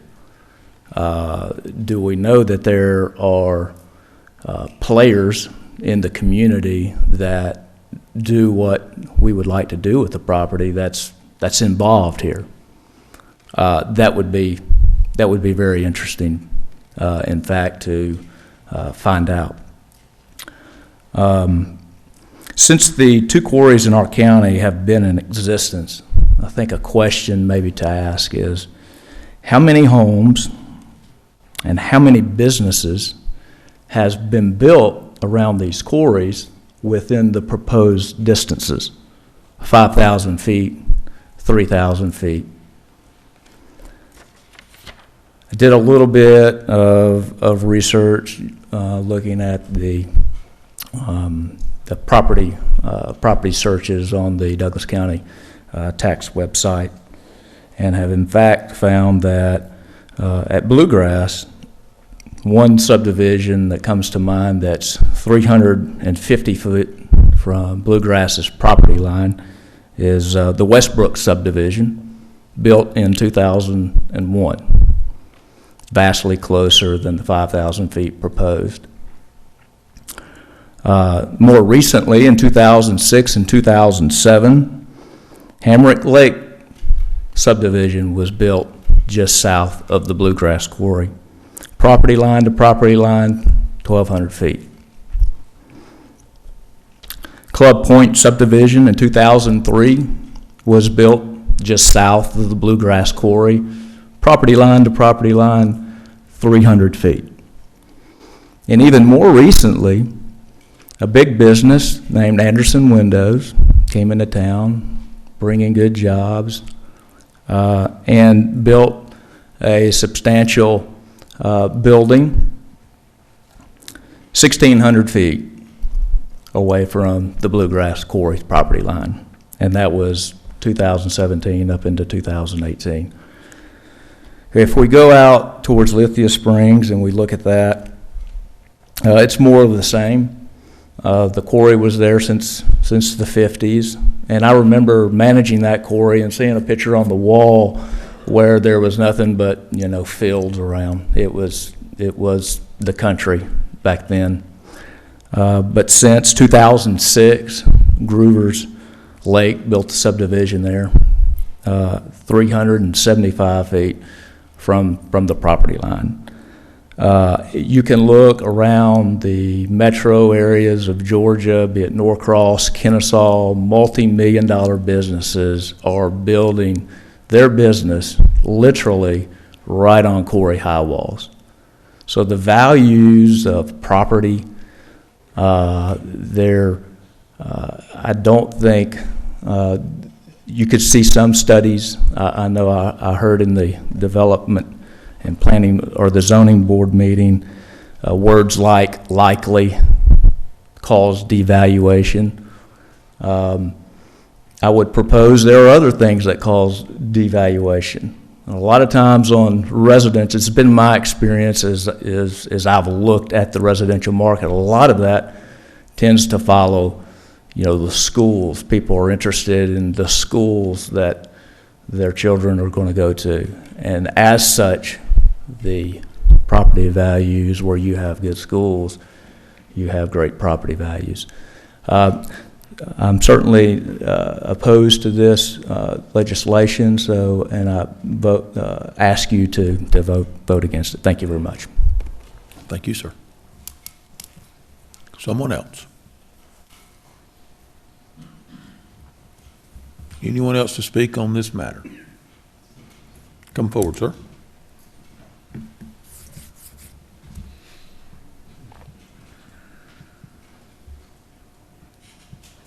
Honorable members of the council, I arrived at this meeting late. Otherwise, I would have been better prepared. I was not familiar with the process of submitting my comments. Sir, would you give us your name and address for the record, please? My name is Anton Gox. I've sent copies of this letter to the council, honorable mayor, honorable members of the council. I did receive bounce backs from some of the addresses that were posted up on the City of Douglasville website. But I'm a 10-year resident of the Hamrick Lake subdivision. And with all due respect, If I might, I'd like to read the letter that I've already prepared. Again, this was... Or let me ask a question, if I could. I don't mean to interrupt you. I just want to make sure. Are you speaking for or against this application, first of all, or concerning this matter? I'm not entirely familiar with the legislation that's being proposed. I came to become aware of this legislation rather short notice, but I was hoping just to submit my comments and some of my history, and I think I speak on behalf of a number of our neighbors, perhaps a good number of them. The reason that I'm asking, sir, is to see the time that we have set for those in opposition and those in favor. Let me see where we are. Again, are you speaking in opposition or in favor? I am speaking in opposition to putting another quarry nearby. Okay. But again, with all due respect, I'm not familiar with the legislation being proposed. Pardon me, 1 minute, please. Sure. Ms. Acker, was there any time left for those in opposition to speak? Okay. I would require only, I think, under 2 minutes I could probably read my And comments. this is for the approval, for not the development approval, but I want to make the sure that we ordinance. are still on item B, Yes. which is the ordinance changes, and not on item C, which is the request for the development plan. So if that's the item you wanted to speak against, then there's about 4 minutes remaining. This is the item reference number here is 22-18-43. I believe that's item B falls onto that? That's C. No, sir, that's C. That's the next item coming up. Okay.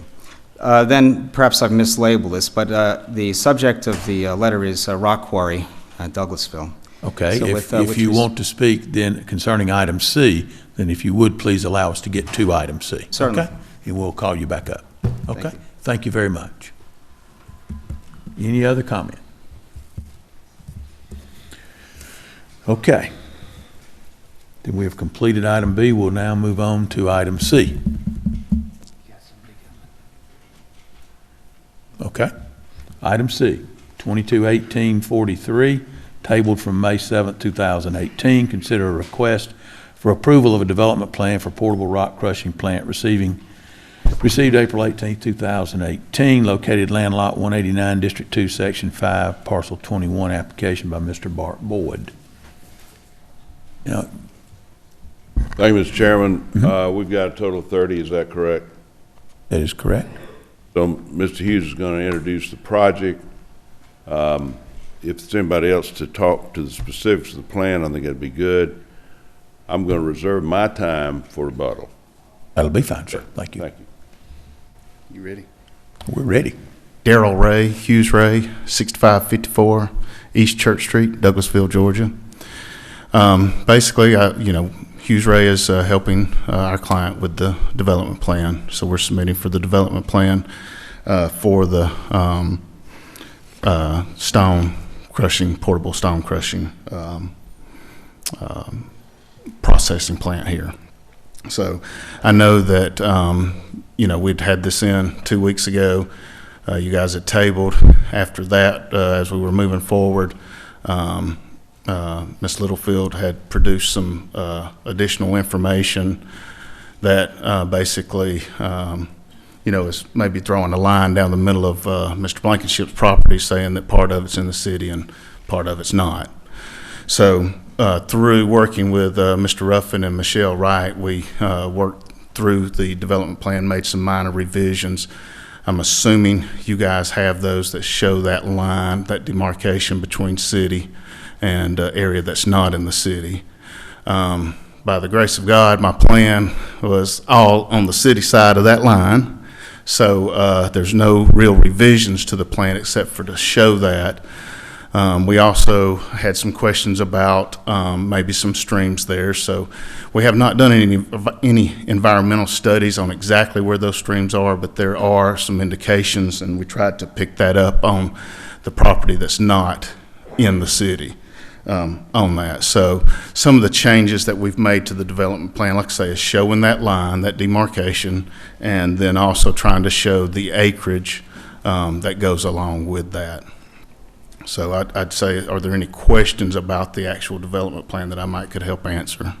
Yes, Mr. Ray, a question then that I would have from your comment that you just made then, are you stating that there are no streams on the parcel that is now shown to be in the city limits being parcel one where your development plan then shows the portable rock crusher to be? I don't have any indications that there are those, but, Okay. if we move forward with construction documents and everything, site visits will be taken, and we'll take the correct measures to have environmental folks, walk the property and see what, Okay. and make sure that it's not. And, WSA is real adamant about those kind of things too, so Yes. they'll make sure that they All right. reach our P's and Q's. Any questions of council for Mr. Ray? Thank you, sir. Appreciate it. You've waited a long time. Who else? Got a feeling there might be a little more time. Thank you, Darrell. Mr. Chairman? Yes, I have a Madam point Mayor. of order, and I may have missed it. Did you read the item C? You did? Okay. I would hope so. It's too much. I'm writing too much. I would hope so. Thank you. Bart Boyd, 1709, Kennesaw, Georgia, or Ardglass Court, Kennesaw, Georgia, 30152. I think we probably all have memorized that by now. I wanted to address your question, Mr. Adams, in our previous application from 2016. During that process, we did have wetlands and stream delineation done by environmental engineers and did receive letters from the U.S. Army Corps of Engineers after a visit by their people, and no streams were found in this 78-acre parcel. The 76-acre parcel that we have now discovered or suspect that is potentially in the county to the west side does have some streams that are delineated but are not affected by this particular plan. Thank you, Mr. Boyd. I appreciate that clarification there, because I knew there was at one time some talk of streams being on the site, but just now you're saying not on this portion. That's correct. Got you. Thank you very much. Thank you, Mayor, Council. Who else? Any questions of council? Any comment concerning the application? Mr. Chairman, I Yes, did Madam the Mayor. ingress and egress. Do we have that talked about? I know that at one point we said something about West Strickland and then North Bagot Road. Well, if you will look to the development plan, the revised development plan showing the access coming from the end of West Strickland by part of the property being parcel 3 not being in the city, Okay. and there would be no access coming from North Bagot in this revised application. Is that correct, gentlemen? Okay. You notice the delineation line running north to south? Yes, sir. Any other question of council? Is there anyone else that would speak in favor then of the application? I understand. I understand you want to reserve time for rebuttal. Yes, sir, I understand. Okay, then we will go then to those that might have information that they would like to share in opposition to this application. Please come forward.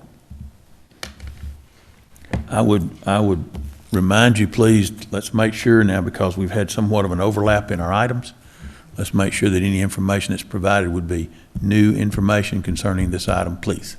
Mike Kirkland, 1111 Doris Road, and I'm going to cede my time to Mr. Shipley. So. Thank you.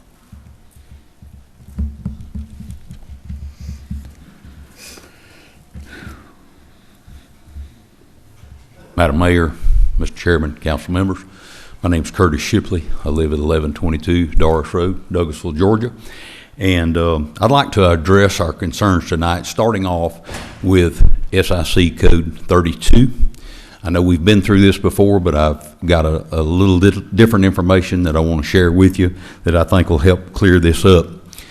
Primarily, let's start. Mr. Shipley, that's going to be new information now, correct? New information concerning. Yes, sir, it is. Okay, so Yes, we'll make sure, want to be fair. Absolutely. Okay, thank you.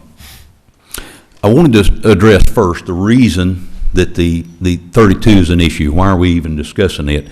Obviously, it's because the city ordinance specifically mentions SIC Code 32, and it allows for a business that can qualify as a manufacturing operation under SIC 32 to be placed on heavy industrial. And of course, this is very important for the applicant because it would allow them to move forward with their rock crusher on the land as it is currently zoned. And so I think to answer the question whether 32 applies here, basically what we have to do is determine a couple of things. Number one, let's determine what type of rock or mineral that the applicant intends to crush. And then number two, look to see if that is an allowed mineral in 3295 is a specific subheading that the applicant has gone under here. So first of all, let's go with the applicant stated on May the 3rd in front of y'all that he intended to crush rock. He mentioned dirt, clay, so forth. But he specifically mentioned a rock pile on Bright Star Road next to the Anderson window development, and that he was going to haul some of those in and crush those. Okay, I went down to examine those rock, and it is, in fact, if you've got, do y'all have the paper that has a picture of that rock wall down there where it's been drilled and blasted and then there's some rock at the bottom of it? I brought it to City earlier today. And if you've got that picture, that is a picture of the rock wall that's left after the rock was mined and some of those rocks down there.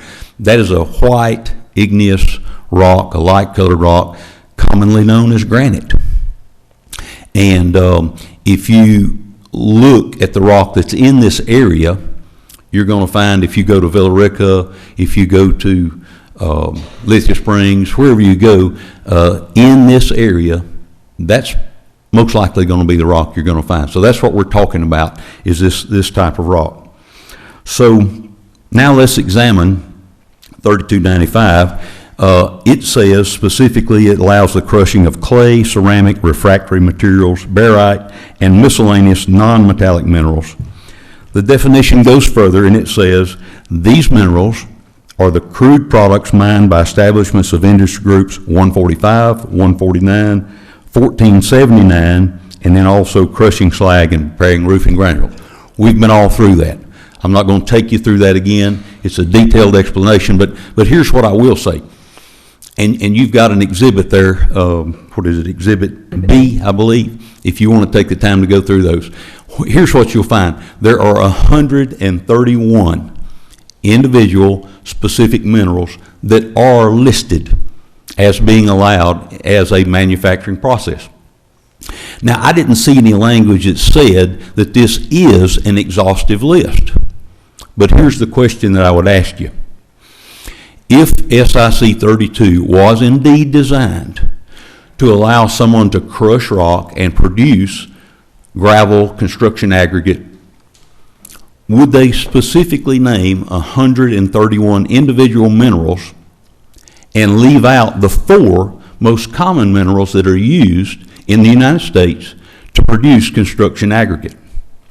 If you take a look, if you take a look at the U.S. Geological Survey, last year, figures for 2017, 89% of the crushed rock produced in this country came from 4 specific minerals: limestone, dolomite, granite, and trap rock. I looked real good in all 131. None of those minerals are mentioned at all. So you'd think that it would be in there somewhere if they allowed for that to be there. What I believe this means is they did not include these minerals that are used in 89% of the cases because they'd already found a home for them. They'd already put them somewhere else. And if you look at the very last sentence in 3295, it would confirm that for you. It says, the beneficiation or preparation of other ores, minerals, metallic ores, and the cleaning grade of coal are classified in Division B mining, whether or not the operation is associated with the mine.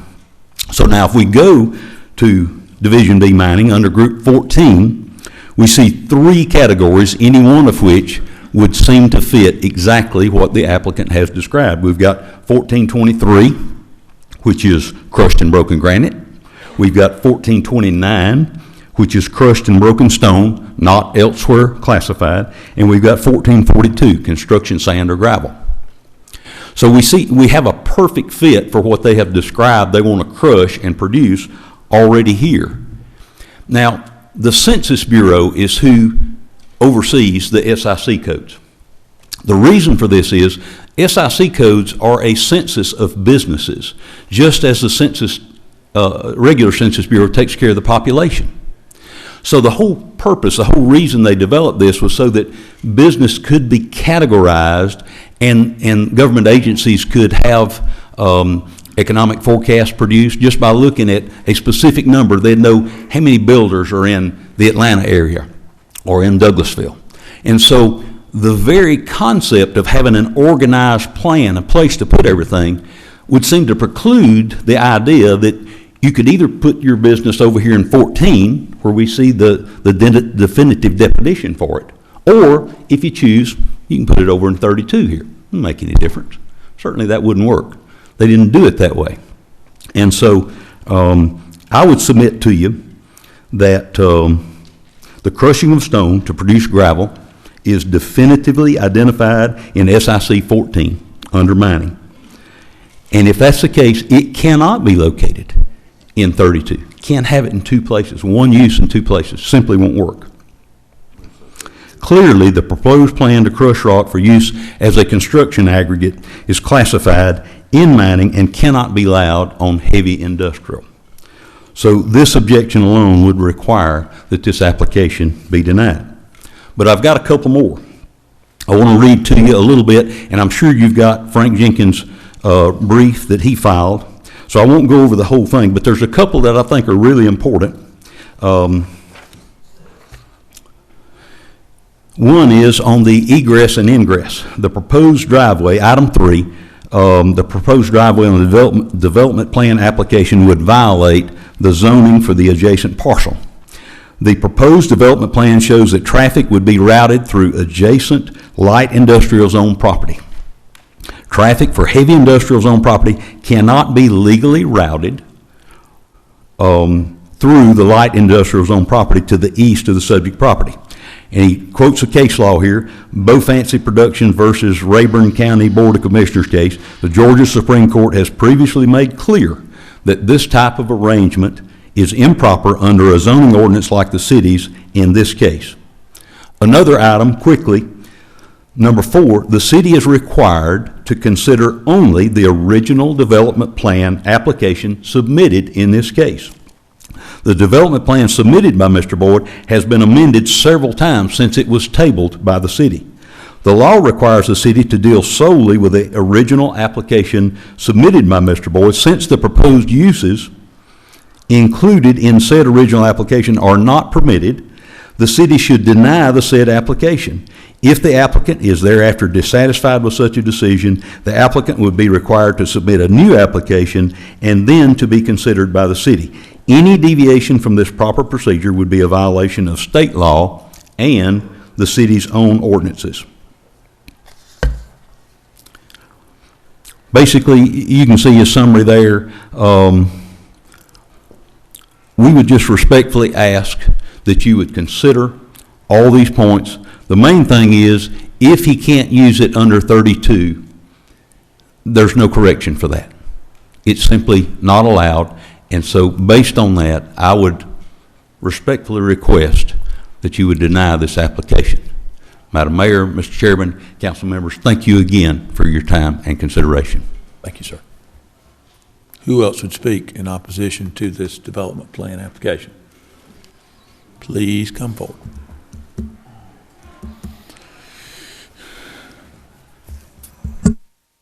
Beth Johnson, 8940 Rose Avenue, Douglasville, Georgia. Thank you for letting me speak on this issue.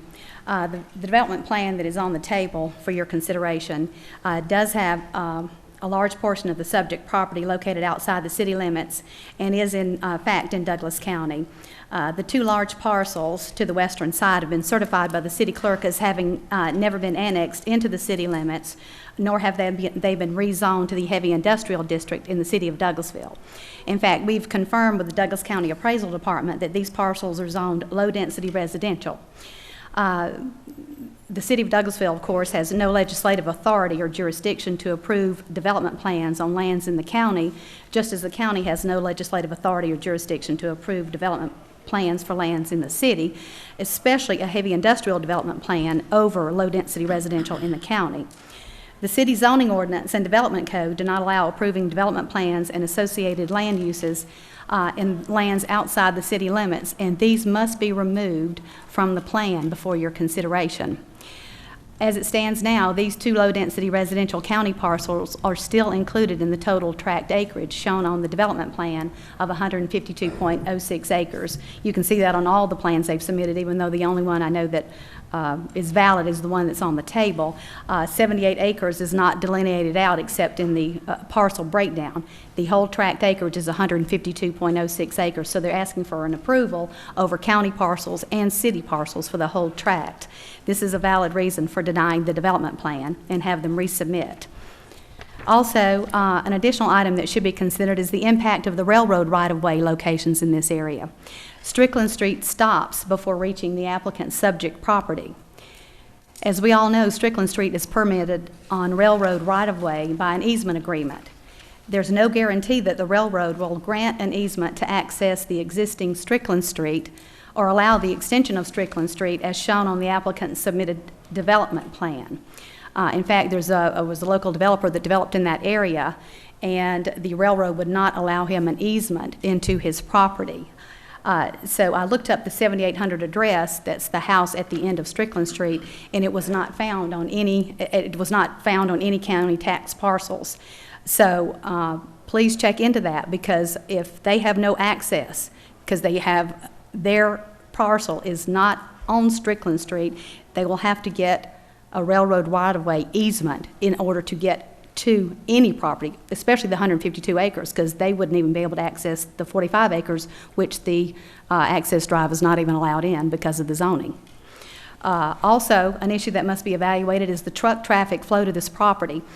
Truck traffic going to the site from the south must cross the railroad track at approved truck crossings, which limits crossing locations to Rose Avenue, which I'm not exactly sure if that's a DOT crossing, but I do know there's a truck hang-up sign there, and there's no left turns from Rose Avenue to Strickland Street, which requires the trucks to cross the railroad at another location. I drove it a couple of days ago, and this situation is further complicated by the completion of the Highway 92 location project, which has eliminated the Mosley truck crossing.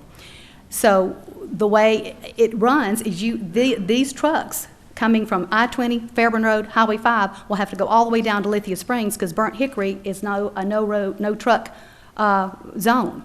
So they'd have to go all the way down to Lithia Springs to get into the site. They can come from Paulding County, but why would they? There's a quarry over there they can get their materials.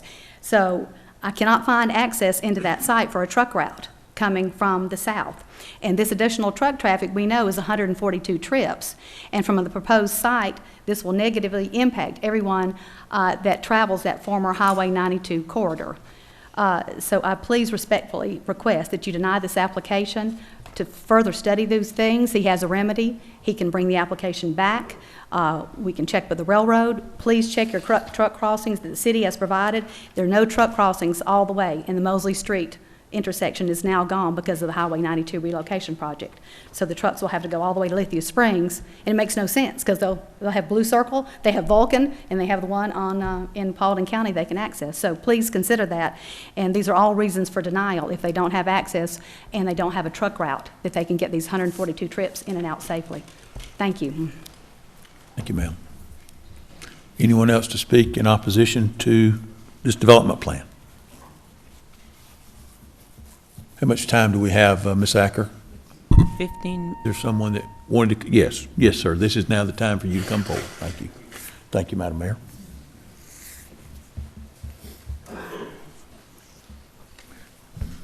Members of the council, I can forfeit my time if it would move things along more quickly by submitting this letter into the record, if that would help.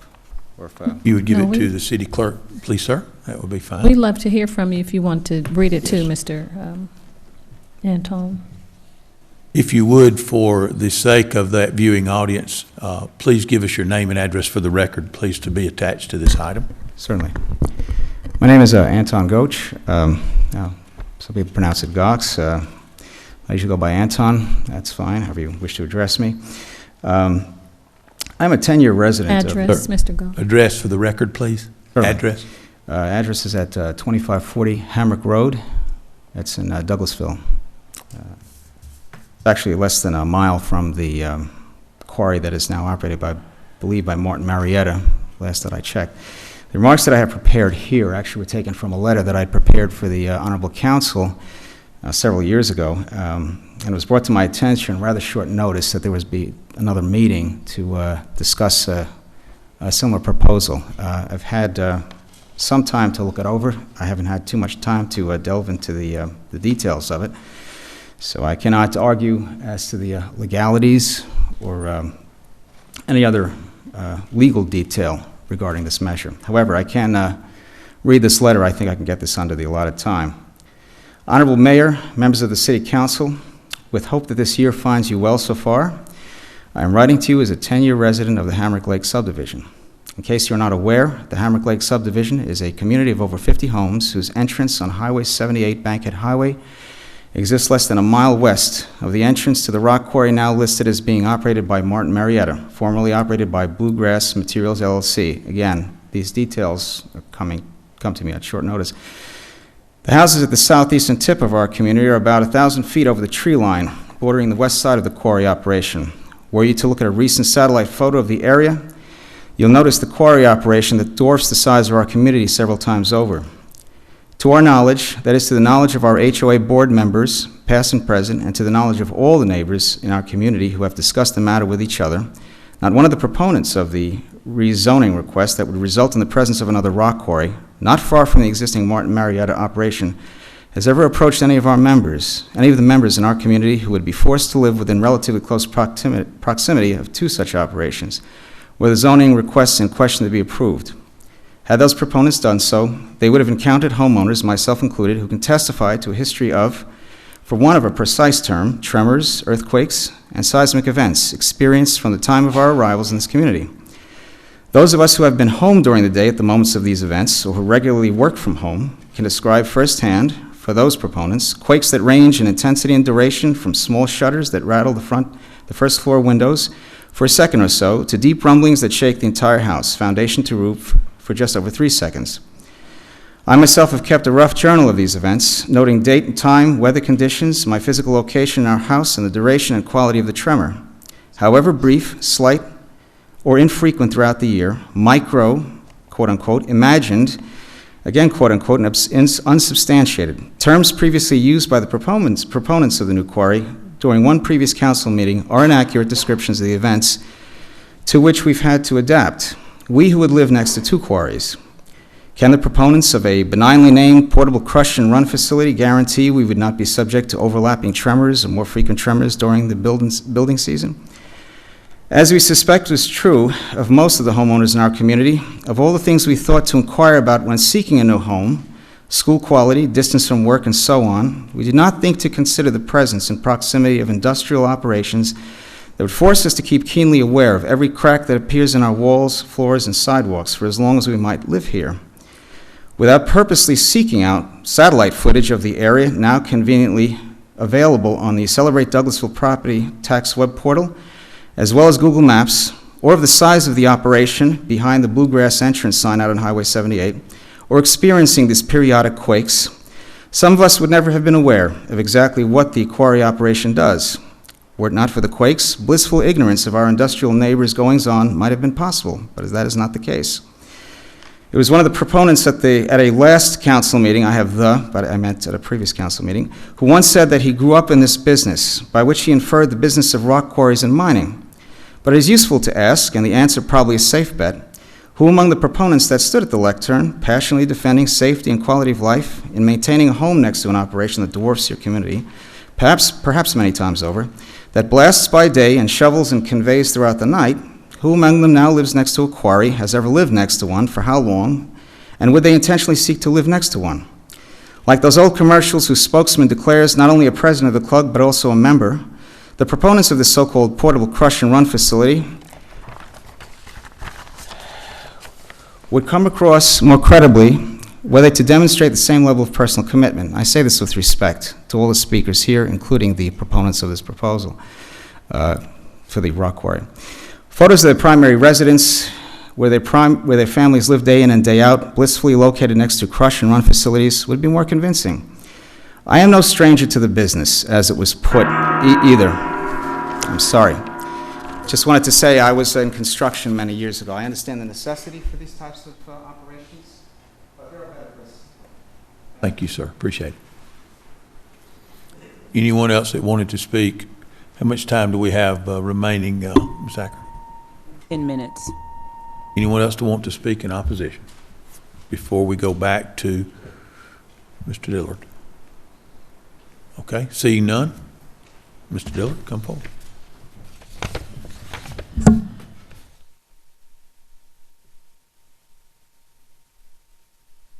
Thank you, Madam Mayor, members of council. For the record, I'm Doug Dillard with Percy Friesen Torgensen, 1230 Peachtree Road, Suite 1200, Atlanta. And Baxter Russell and I represent the applicant.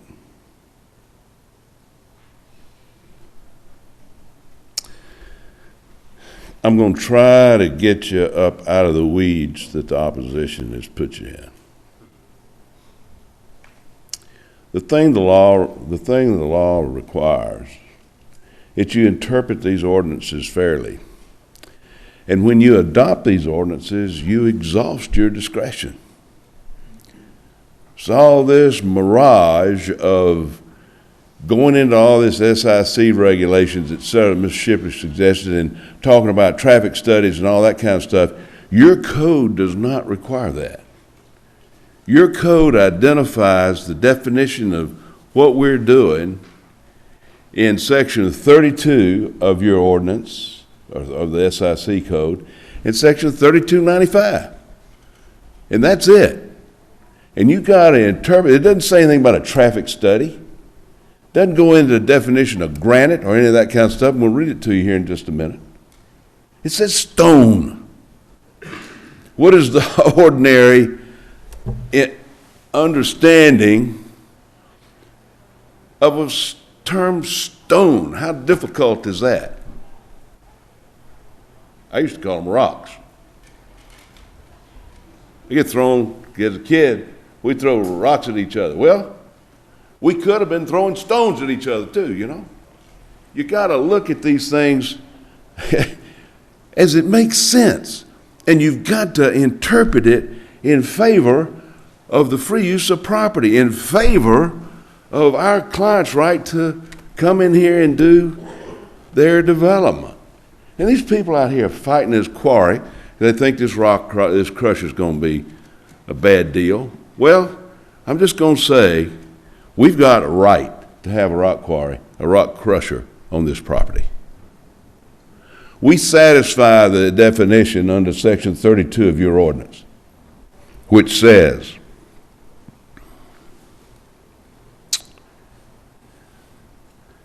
use is permitted by right.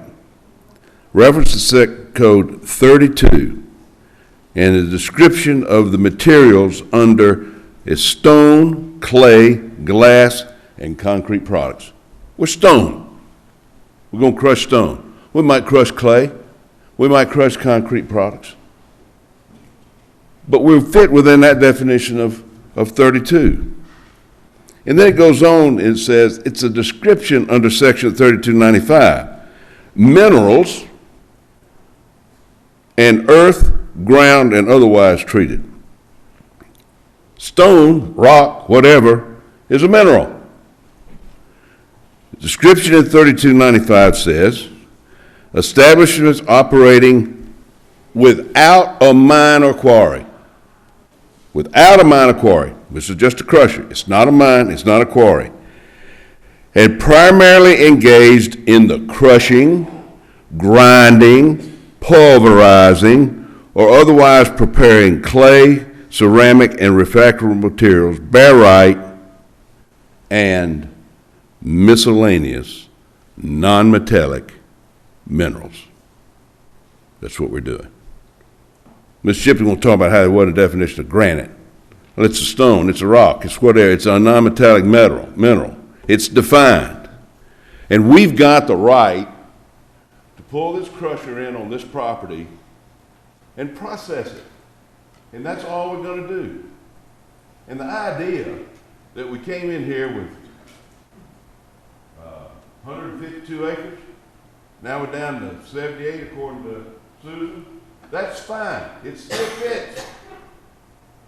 Leave the other part in the county. It doesn't matter. We can do what we're doing on the property. They talk about a traffic study, an environmental study, and all this. Well, we talked about that as far as the ordinance was concerned, but your code doesn't require that we do one. Your code requires 4 things for this development to plan, and it's a conceptual plan. That the names of the streets are not duplicated. Don't do that. That the site plan prepared on a boundary survey of the entire tract to be developed. Well, we had to amend it when we found out the whole tract wasn't in the city, so we amended it down to 78. A site plan drawn to scale. We've done that. And we're not developing a subdivision of over 100 acres.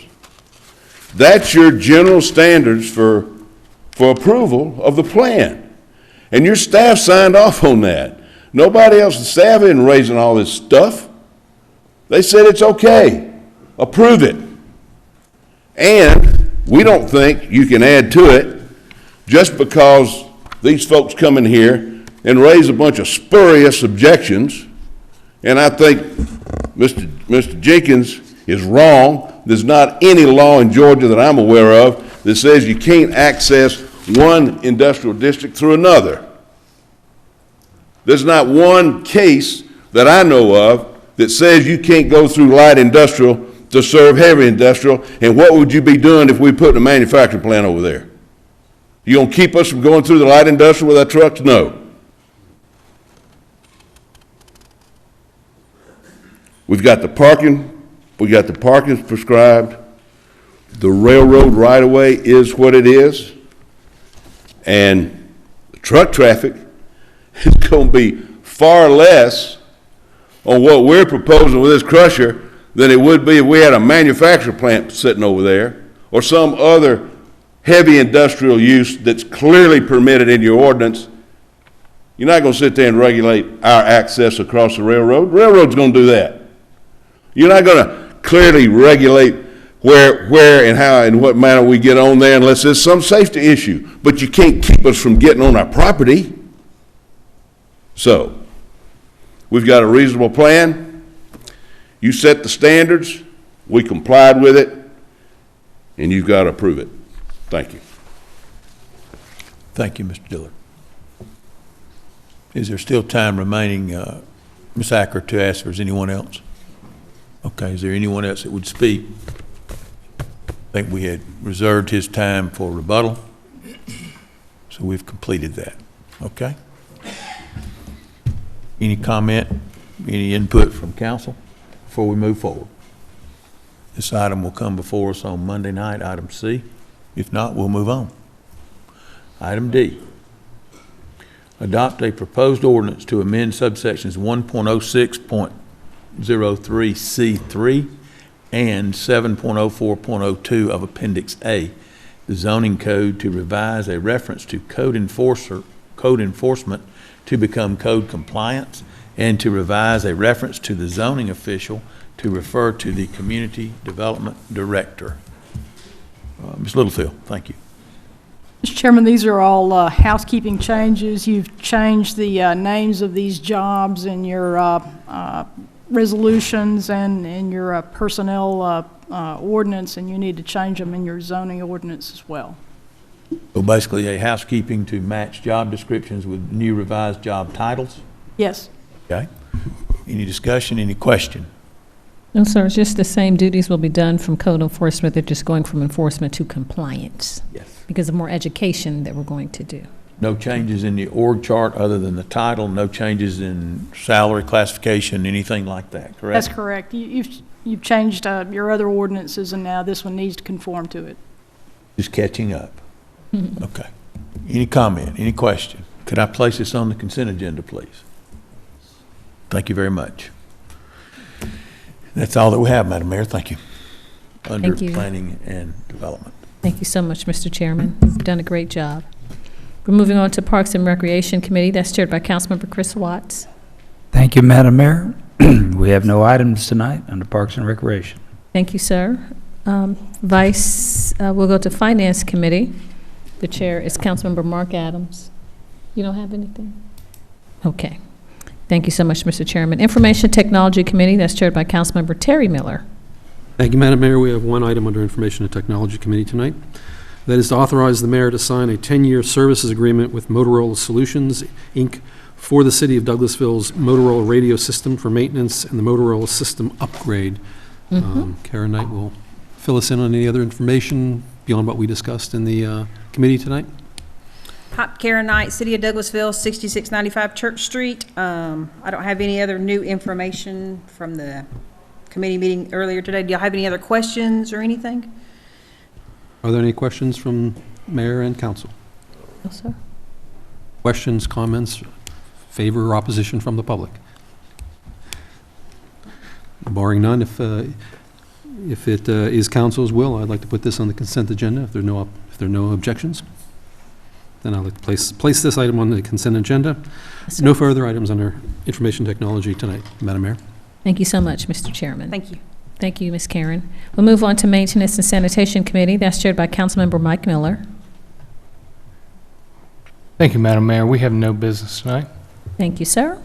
Transportation Committee, that's chaired by Dr. LaShawn Burdanley. Councilwoman. Thank you, Madam Mayor. Two items. The first item is authorize the City Maintenance Director to advertise for resurfacing of the following streets in the riverbank at Tributary Subdivision, Ardell Court East, Ardell Court West, Bakewell Closeway, Brunswick Street, Chancery Lane, Cromwell Lane, Dover Street, Hanover Street, Old Mill Street, North Park Street, South Park Street, and Rochester Street. Mr. Roberts. Yes, Greg Roberts, City of Douglasville Maintenance and Sanitation Department. These streets are in the Riverbanks subdivision, part of the tributary off of Riverside Parkway in the southeast part of the City of Douglasville. And this is on the 5 o'clock Monday committee agenda, and we can go into more discussion there. Great. Thank you, Mr. Roberts. So with this item, we'll discuss it on Monday at the 5 o'clock meeting, and then we'll take action when needed. Thank you. The next item is authorize the mayor to sign a sub-grant agreement with the Atlanta Regional Commission for the Livable City Centers Initiative, LCI, for a supplemental study regarding extension of the LCI corridor on Fairburn Road from Hospital Drive to Interstate Highway 20. Ms. Wright? Yes, Michelle Wright, Planning Manager, City of Douglasville. As you recall, we brought before you an item to make application to the Atlanta Regional Commission for our LCI Livable Centers study, to do a supplemental study for $50,000 with a city match of $10,000, 20% match out of that $50,000. And we now have the contract in front of us to do that study. We have received it from the Atlanta Regional Commission, and we'd like to move forward on this. I would also like to mention, though, that even though we received the $50,000 from the Atlanta Regional Commission, when we had discussions with them, the study will, at one time we had asked about incorporating Fairburn Road, but the study will be for Dallas Highway for the portion from below Brown Street down to Strickland. For when the road is being moved over, that area will now become a local road. It will no longer be a state route. And so we'll be looking at, it is in the LCI area, and we'll be looking at coming up with projects for that road, transportation projects, which can also include enhancements, which can include your landscaping, streetscaping, lighting, banners, signage, roadway, intersection type projects. And that's what we're going to be looking at in this LCI study. It could also make recommendations for mixed use along there, or zoning recommendations. Right. Ms. Wright, I see that the time of performance of completion of the study would be September 30th, 2019. Is that correct? Yes. Okay. Are there any questions or comments from council? Yes, ma'am. Yes, Madam Chair. Madam Mayor. So we are including the LCI corridor on Fairburn Road from Hospital Drive to I-20 or not? Or is it just going to be? It's just going to be the study of the Dallas Highway. The Fairburn Corridor Road from Hospital Drive to I-20 is not in the LCI. We at one time wanted to put it in, but when in speaking with ARC, they didn't feel like this was enough money to also incorporate that area. So we're basically in the contract looking at Dallas Highway. So why, is so we my can't vote on this understanding. if it says Fairburn Road from Hospital Drive to I-20 if you're talking about another portion? Yes, I think, that's why I wanted to mention it. I'm sorry, I think that we should probably remove Fairburn Road. It should just say Dallas Highway. Right, so it needs to For be Monday corrected. night. Right. Did you have any other questions, Madam Mayor? Oh, no, I'm sorry. I just wanted to make sure we were considering the LCI, supplement regarding the specific corridor. In the correct verbiage. Correct corridor. Yes, ma'am. Councilman Adams? Yes, thank you, Madam Chair. Ms. Wright, when we requested this from Fairburn Road to I-20, now that we're also going to have that portion of Fairburn Road become a city street between where the relocation of 92 leaves Fairburn Road and then up to Bankhead, that will also become a city street. Is that correct? Yes. Okay. And that area is in the LCI already. It's already in the LCI. LCI, okay. yes. But specifically, the ARC has said that our funds really are limited to where we can only include a portion that was not already in the LCI, which means that the area of what was Dallas Highway from Brown Street or from Malone or from Brown Street back to the railroad would be the area this would target, correct? Specifically for that area to be added in the LCI. Yes, and sometimes when we do make application for different projects, we don't always get a whole project. Sometimes we get a portion or a recommendation is made for that. Okay, but it's just specifically for that area. Dallas Our other area Highway. that we're getting back as a city street is already in the LCI. It's already in the LCI. So this would then complete both areas that are coming back to us as city streets to be in the LCI. That is after, correct. After this is adopted, if adopted. Yeah. Okay. And the state route will be moved over. Yes. And these will be local streets. Thank you. Not Fairburn but not Hospital Drive to I-20. To Fairburn, no, Hospital Drive to Fairburn is not in the LCI. We can put it in the LCI, but I would suggest a separate plan. I don't think that this $50,000 could cover that area. I'm sorry, I'm confused, Madam Chair. Did you not just say that the area where the 92 relocation is going to become State Highway 92, that area from there north to Bankhead will become a city street again, and it's already in the LCI? Yes, you're talking about the area from Bankhead Highway to Hospital Drive. Yes.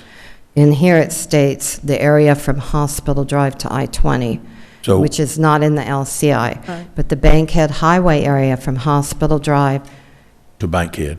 to Bankhead, or that, I'm sorry, the Fairburn Road area from Bankhead to Hospital Drive is in the LCI. That's also a State Route 92 right now, which will be removed and become a local road. So what we're missing is the area from Hospital Drive intersection with what is now Highway 92 down to the area where 92 that will split off when it's relocated. That area has not been included in any LCI then, correct? No, that area is not in the LCI, never has been, and the reason in looking at the area specifically, because after the LCI came in place, you have your, the county came in and did an LCI going from I-20 down to Lee Road, so we thought about connectivity. Also, you have your jail that came in since that's been in place, and you also have your new police facility that's down there. So that was the reasoning behind taking a look at adding that into our LCI study area. But none of that is a part of the small portion of the street which we're going to inherit back as a city street then that's not in an LCI study area. No, none of those that items is. are. So what, and I may be off base here, but why could we not also have that small area so that everything the state will be turning over to us to become a city street again could be included in an LCI study? That's my concern or my question. But that small area from Bankhead to? Not from Bankhead.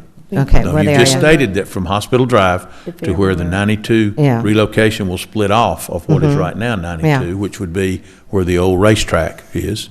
That small 2-3 block area there is not in any LCI study. Correct? Okay. The area that's in the LCI is from Bankhead to Hospital Drive. The area from Hospital Drive to I-20 is not in the LCI. But part of that is a state highway. The 2 or 3 block area between the new split, the old racetrack, and Hospital Drive is not in either study and is not being included in this request, correct? The area from Bankhead Highway to Hospital Drive that is in the LCI is not included in this study. In this study. In but this it's already study. included in another study. It's included in the current LCI.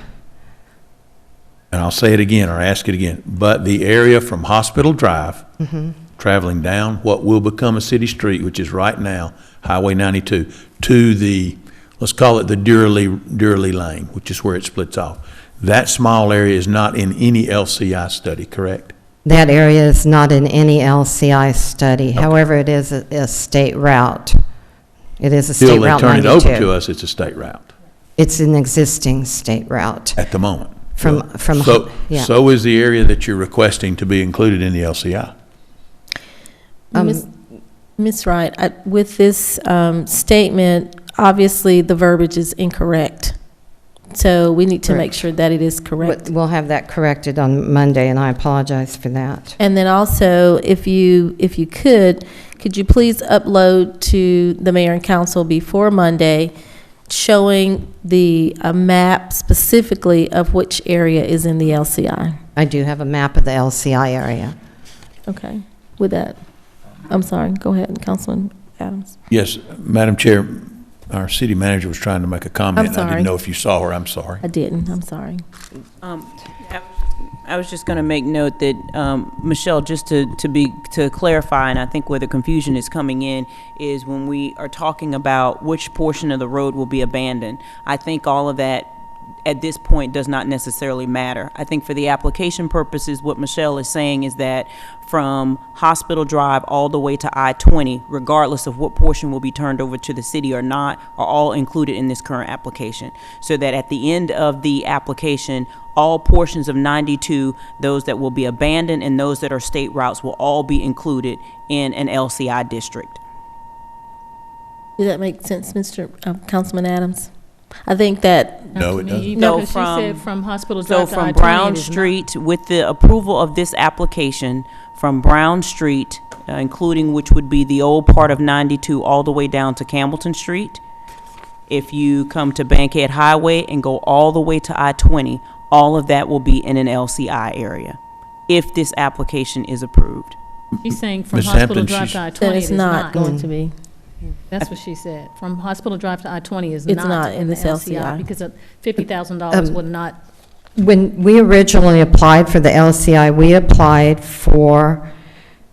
to do Dallas Highway, the 92 corridor, and that would be from right around Brown Street down to Strickland. And the reason being is because the State Route 92 would be taken off, and when you get a local road, you can do a lot of things, like you can do on-street parking, bring buildings up to property lines. When you have a state route, you aren't able to do that designation. We also put in that application to add or extend our LCI corridor on Fairburn Road, okay, from Hospital Drive to I-20, okay? We did not get a whole lot of money to do this, okay? We got $50,000, okay, out of the application. And when speaking with ARC, we talked about it, and their recommendation was to do the Dallas Highway corridor and to not do the Fairburn Road corridor. Now, I can go back to them. We can put it in physically, draw a line on the map. But in the discussions with the $50,000, and I did talk to a few consultants, we just felt like that in ARC, that the money would be best spent on the Dallas Highway Corridor, that there really is not enough money there to do both corridor studies that they gave us. Does that make sense? Well, we understand what you're saying. Ms. Wright, I would like to suggest that, again, that number one, we have the language corrected, and that we add this to our agenda at the 5 o'clock discussion on Monday, and include a map that will show specifically what this LCI will cover, and also address your comment, Ms. Hampton. Yeah, and I think what also needs to be added is that we also are looking at a couple different things, because I think you have the study that's dealing with the designation for LCI that would be eligible for grant applications, but then you also have what you're doing on your own, which is through AECOM and through SPLOST. So I think they're two separate things, and I think from this standpoint moving forward, we'll have to make a decision, and I think you all have discussed that the grant application would be used almost in a supplemental manner. So we need to make certain of that, so the things that we do, it is to already enhance what we're already intending to prepare specifically for those abandoned portions of 92. So before Monday, we'll have a map of the entire area to let you know what you have already stated and talked about that you wanted to do via SPLOST, including the areas that you want to study, to then seek for funding to help enhance what your plans that you plan for the future. Right, so we need to specifically see the difference between the two, so that it'll make sense. And I think Ms. Marcia's right about this grant, and once you have these projects in here, we'll be able to give you funding. You can do intersections, enhancements, all that type of funding, and you can also supplement it with your SPLOST. So it's really just coming up with the project list to give you the capability of doing funding. Right, so it's just very confusing on how this is written. And Yes. I think on Monday, we just need to have discussion and have the maps included, so that we can ask specific questions and see the difference with Fairburn Road, Hospital Drive, Highway 92, whatever. It needs to be defined so that we can see that. Madam Chair, and I apologize for causing such a confusion. I just No wanted confusion. to see if we could, if it's not included, if we could in fact find a way to also study that area that is also being abandoned by the state, which happens to sit in mine and Councilman Miller's ward, and just to see what could be done there in conjunction with this, if it needs to be a different application, a different grant application, whatever, in some way, just to make sure we're not leaving something out. Absolutely. Unintentionally, that's all. Right. There's no confusion, I didn't take it as a confusion or causing any confusion. I think it's just for clarity, so that we can discuss this on Monday. And also, Ms. Wright, Ms. Hampton, if we will make sure that to see how can we add it. I hear you stated, Ms. Wright, that we can add it on our own, but I don't want to just add it on our own, and if it's not going to be covered, I'd like for it to be adequately covered so that we can get a complete study. Mm-hmm. And if you look at the contract is loaded on your right there, and if you look on attachment A, it shows you the Douglasville LCI study area. Okay, great. And but I'll provide a better map that we have in our LCI for Monday night. All right, thank you so much. Are there any other questions or comments? Yes, Madam Chairman, Yes. I have it. Sure. Recently, I've been rather concerned with ARC making decisions and kind of overriding home rule on things. I know we get real excited when there's a grant out there and we can get money coming in, but there always seems to be kind of a golden carrot attached to that. Can we start looking, when we are looking at these grants, because I looked at the contract here and I see where the ARC has basically, they have a right to approve or not approve, and I want to know if that's right to approve things that are in the grant or things that are in the study, because what I don't want to have happen is we have our plan for part of the way, and then ARC gives us a grant and then tells us we can't do what we want to do, we have to adhere to their specifications on things. And I always get happy when we get a potential grant, but recently I've come to be concerned about, number one, the matching funds that come along with that, and number two, the right of ARC overriding our decisions as a council because we got money from them. Does that make sense? It does. And if I may also make a suggestion, because we do have our ARC rep here, who is our Madam Mayor. She is the vice chair of ARC. So if you could make comments on that, Madam Mayor, either today or on Monday. I would just say, I think they look holistically, Councilman Miller. Since we're putting the $111 million realignment project that is city, county, state, and federal dollars, ARC is looking at the best way to support communities. And the corridor that they're saying that will be abandoned, Highway 92, would be best served because it connects Paulding, Cobb, Paulding, and Douglas. So that, I don't think there are any nefarious motives for what they're saying, and for us to receive a grant is like someone going to college. They're just getting extra money to support what's good that they're already doing. So 80% share is part of why we're at the ARC, is to help get monies from the region to make the region better.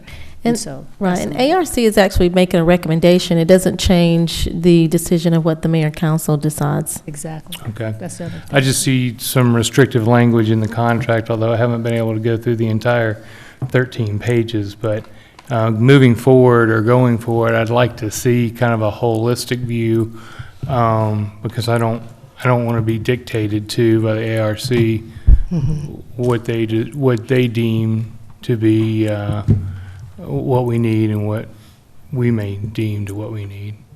I'll have to defer the contract to Susan Littlefield for her to look at, since she's our city attorney and she does our contracts. Okay, I just want to see what because I see some, like I said, I see some restrictions in the contract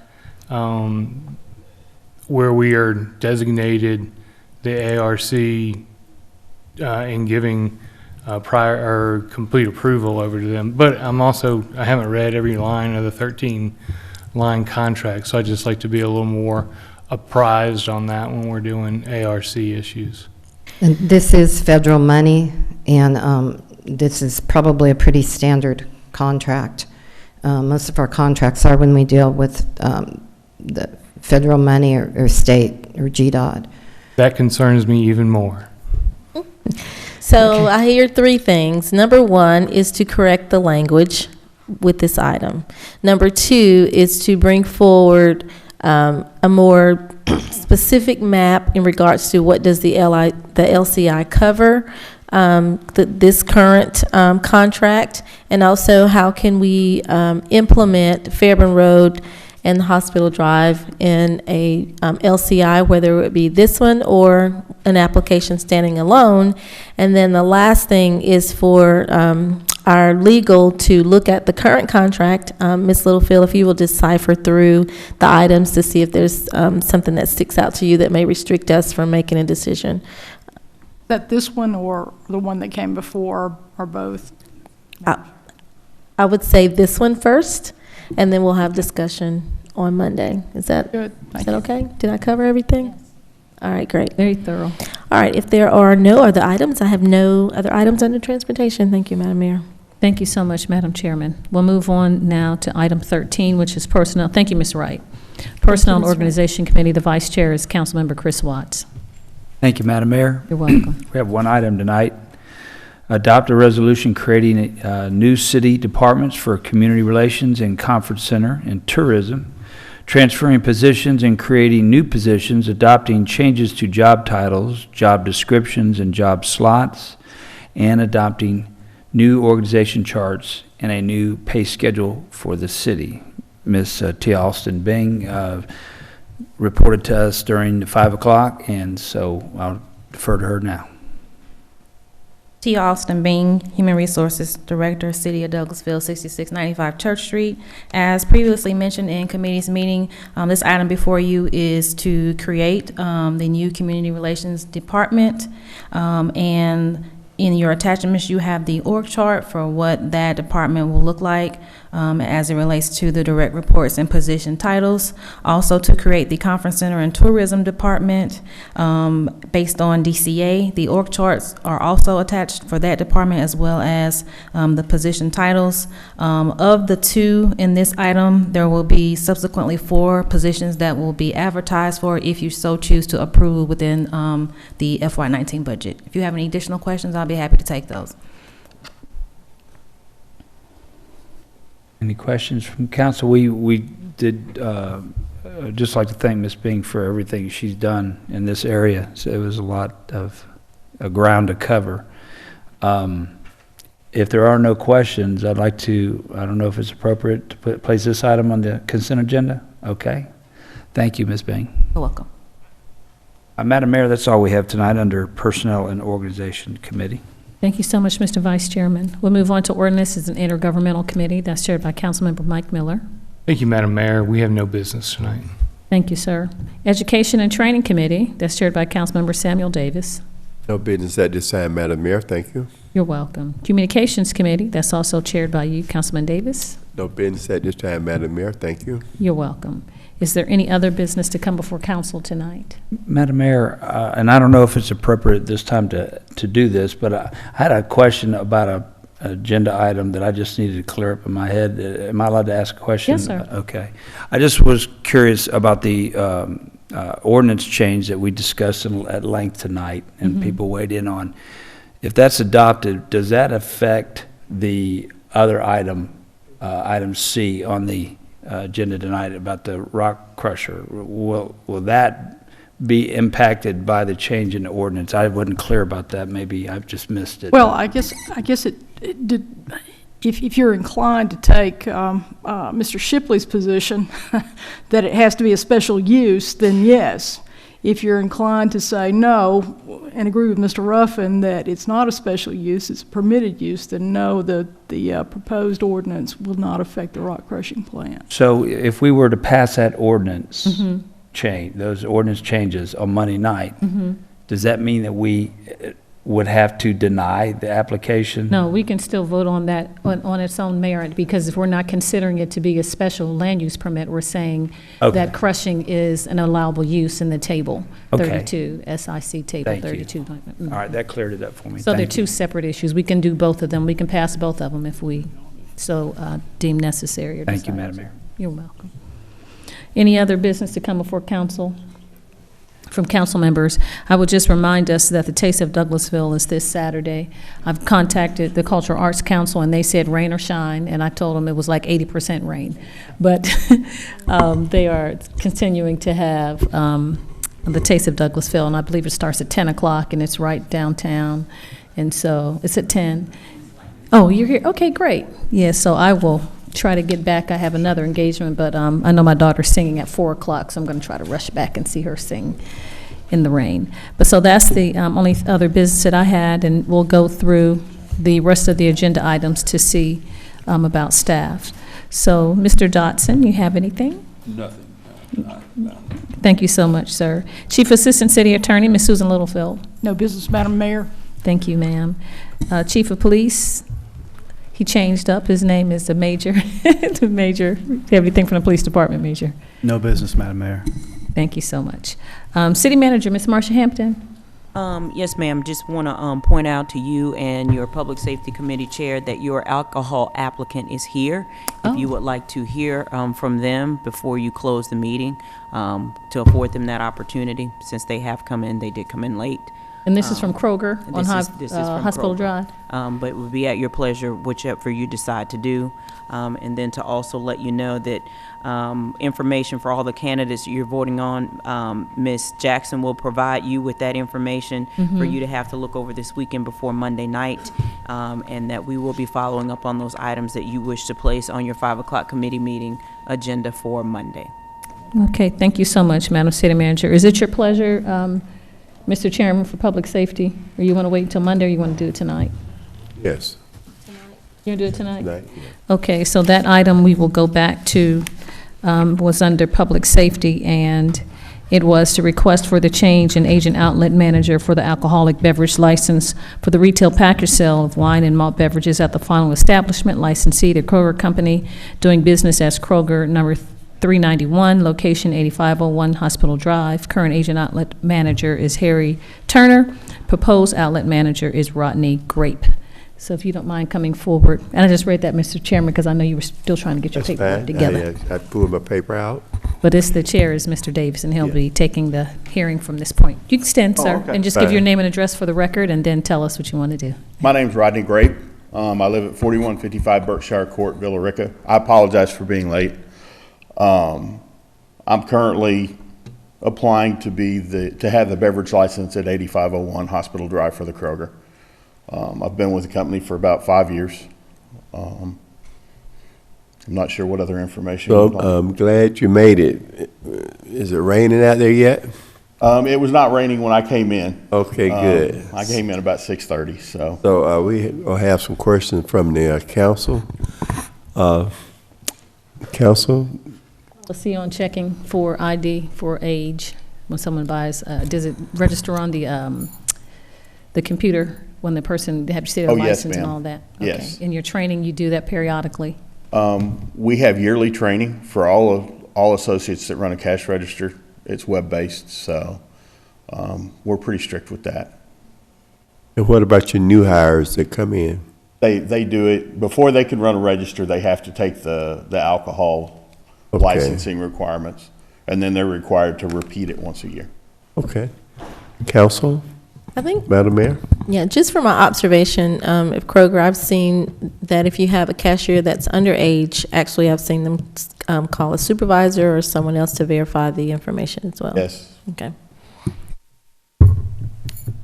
Okay. If there are no other questions, come back on Monday, and we'll give you a good decision, okay? Thank you for coming. Thank you. Well, I appreciate you revisiting the item. Thank you. Thank you. You were allowed that courtesy if you waited 2.5 hours to come and talk. So thank you. I know, we all are. Thank you, Madam Mayor. That's all I have. Thank you so much, Mr. Chairman, and thank you for, council, for allowing us to deviate from the agenda. We'll move on now. There are comments from citizens and delegates. This portion is open to the public. If you'd like to say anything, please come to the podium and give us your name and address for the record, and you may address the council. Myself and the council would be happy to hear from you. First Lady of the District. Hi. Nobi Mitchell, 7755 Mountain Creek Way, Douglasville, Georgia. Mayor and Council, planning for the future is critical. The baby boom generation is transitioning through life, work, into retirement. According to the Pew Research Center, 10,000 baby boomers turned 65 today. A lot of those live in the city of Douglasville, in the New Horizon area. The economic development of older adults and people living in the community at large can be enhanced by a viable community. The mayor and council can help to accomplish this by the individual they're appointing to the zoning board.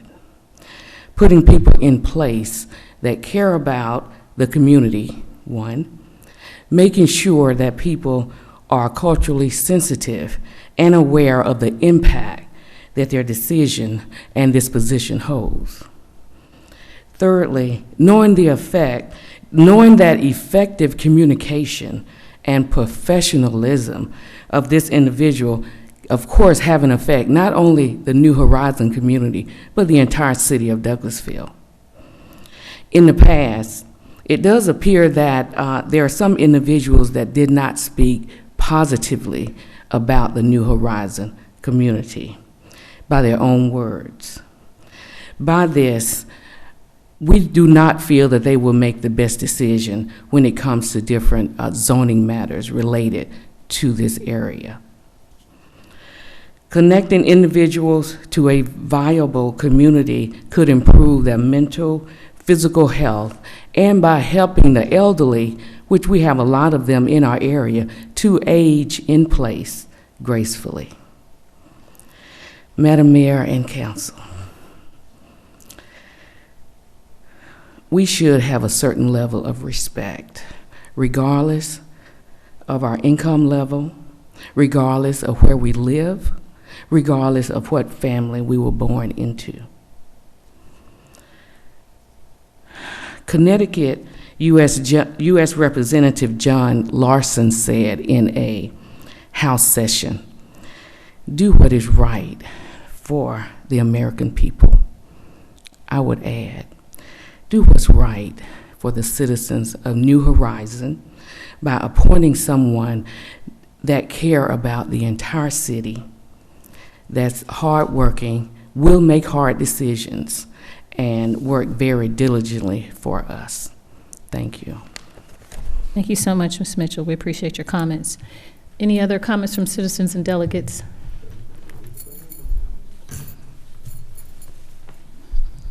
Good to see you, Miss Emily.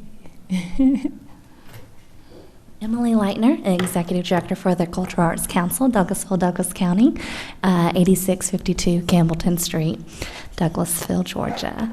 I know that everybody is ready to go home, so I will be very brief. But I wanted to come before you tonight to first thank you for your continued support of the Cultural Arts Council and, of course, your partnership in Taste of Douglasville. As you mentioned earlier, it is this weekend, Saturday, from 11 a.m. to 5 p.m., and I want to personally invite each and every one of you to come out and visit us Saturday. Just make sure to bring your rain boots and your umbrella. We have a wonderful array of artists and Better Living Market, and we have a nice range of food vendors. One particular is a 10-year-old student from North Douglas Elementary School who started her own business. And she started selling Italian ice, and we sent out a press release today to feature this young entrepreneur, and she is doing a fabulous job with starting out this business, and she is now donating proceeds to an orphanage in Honduras. So if you get a chance to meet her at Taste of Douglasville, I strongly encourage you to introduce yourself. She's an amazing woman, and I say woman because she does not act 10 years old. She is very mature for her age. So take a chance if you come by to meet her. We have also exceeded all of our goals this year, including our sponsorship area. All of these funds that we raise are a fundraiser for the Arts Council, so we can continue the programs that we do throughout the year. Does anybody have any questions on the Taste of Douglasville for me? I did. Yes. How many vendors did we have this year in comparison to last year? What will we be facing this year? You're full, I understand. Yes, we are full in every area. Last year we had 110, and this year we have over 130. Good job. And Good job. Thank you. Of course, our sponsors are really being supportive of everything that we do. So we greatly appreciate each and one of them, including the City of Douglasville with the partnership. And also, I want to show appreciation to the Sanitation and Maintenance Department for their ongoing support every step of the way, and any requests that we ask. They're very supportive, and I would like to recognize them. So quickly, I know we are short on time, but I want to do a brief update on a couple things that we have going on at the Arts Council, thanks to the City of Douglasville. We have our Summer Arts Camp coming up. It's for ages 7 to 11. If you have anybody that is interested in the arts, we strongly encourage them to participate. For our Spring Break Arts Camp, I started a Art Opportunity Scholarship Fund, bridging the gap between art and the opportunity to attend the arts and participate and grow in the arts. So in April, I started this program. We were able to do 2 scholarship recipients, and I found out later, and I think I shared this in one of your city council meetings, that the student had just told his parents how he wanted to go to this art camp, but his mom couldn't afford it. And later that week, he found out that he was awarded this art scholarship. And it was touching for me to know that we're making a difference. We're making a difference here in our own community. And so we're doing that, and this year we're able to offer 5 scholarships Great. to our summer arts camp. 3 will be within the school system, and 2 will be open to the community. So they're great things, and you are all a part of that as well as partnering with us and your support for the Cultural Arts Council. We have a couple other new things. Is our art classes are gearing up for the summer. We have paint and sip, we have drawing, we have sewing, we have music lessons. It's not just painting, if we have everything beyond that. And then we are ramping up our activities with the Hydrangea Festival. And so you'll be excited to see our new look at the Cultural Arts Council as we get the Hydrangea Festival, along with a new look overall, thanks to the City of Douglasville. We've been working with Keep Douglasville Beautiful very closely to make sure that we are maintaining what we have and to make it look more presentable to the city, to the community, and to our tourism, and which is a driver for economic development. Also with that is, as you may know, we've had some issues in the past, and so we were able to get a security system, which has been able to deter visitors, unwanted visitors, and thanks to Councilman Miller for helping have that up as well. We were able to get those installed. We have signs that have been put up about no trespassing, security system in place. We have definitely seen a difference in the people that come by. Along with the police department has done a wonderful job of helping deter any unwanted visitors. And lastly, is we've had a wonderful logo for the past 31 years, but we are stepping into a new generation, and we are excited to announce that we have a Cultural Arts Council logo design contest coming up. It has been released to the public and the community and the surrounding states. We already have a lot of things coming in. We're stepping into a wonderful new time here, and I'm excited to partner with the City of Douglasville and expand our outreach. I'm currently a part of the ARC's ALMA program, and we are extending our reach into Atlanta and Metro Atlanta, and we are already seeing the results back at our own Cultural Arts Council through those collaborations. With that, we have our annual meeting. Each one of you have received a personal invite that Ms. Marsha Hampton has for you, and I invite each one of you to attend the annual meeting where we'll celebrate our prior year accomplishments and our upcoming plans for the new year. So please don't ever hesitate to reach out to me if you ever have any questions. If you have any questions for me tonight, I'd be happy to answer those. Madam Mayor? Yes, sir. I have a question. How are you? I'm good. So will there be dogs allowed this year? We do have the IGY6. It's the service dogs for veterans and heroes. They'll be there. And then also in our kids' corner, we will have the Second Chance Greyhounds. Oh, the public not allowed to bring their animals? I cannot control if the public brings their own dogs in, but we cannot enforce that. Okay. Yeah, will there be enough porta pilots this year? Yes, there will be. We also have a handicap porta potty as well, and the City of Douglasville's restrooms will be open this year as well. Good questions.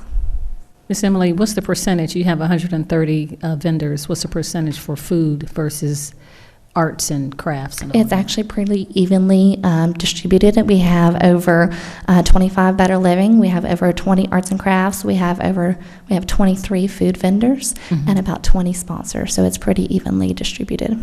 Okay. Any other questions?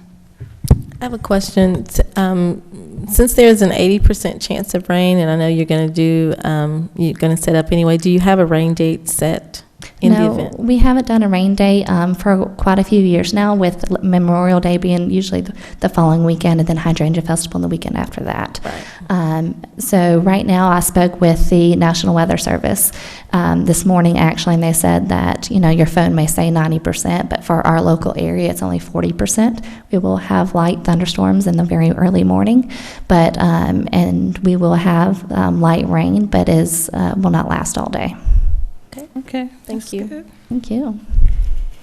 All righty. Thank you so much. Thank you so much. You're welcome. Any other comments from citizens and delegates? Thank you. Not seeing any staff reports? Thank you, Jesus. Okay, we don't have anything else then. This meeting is adjourned.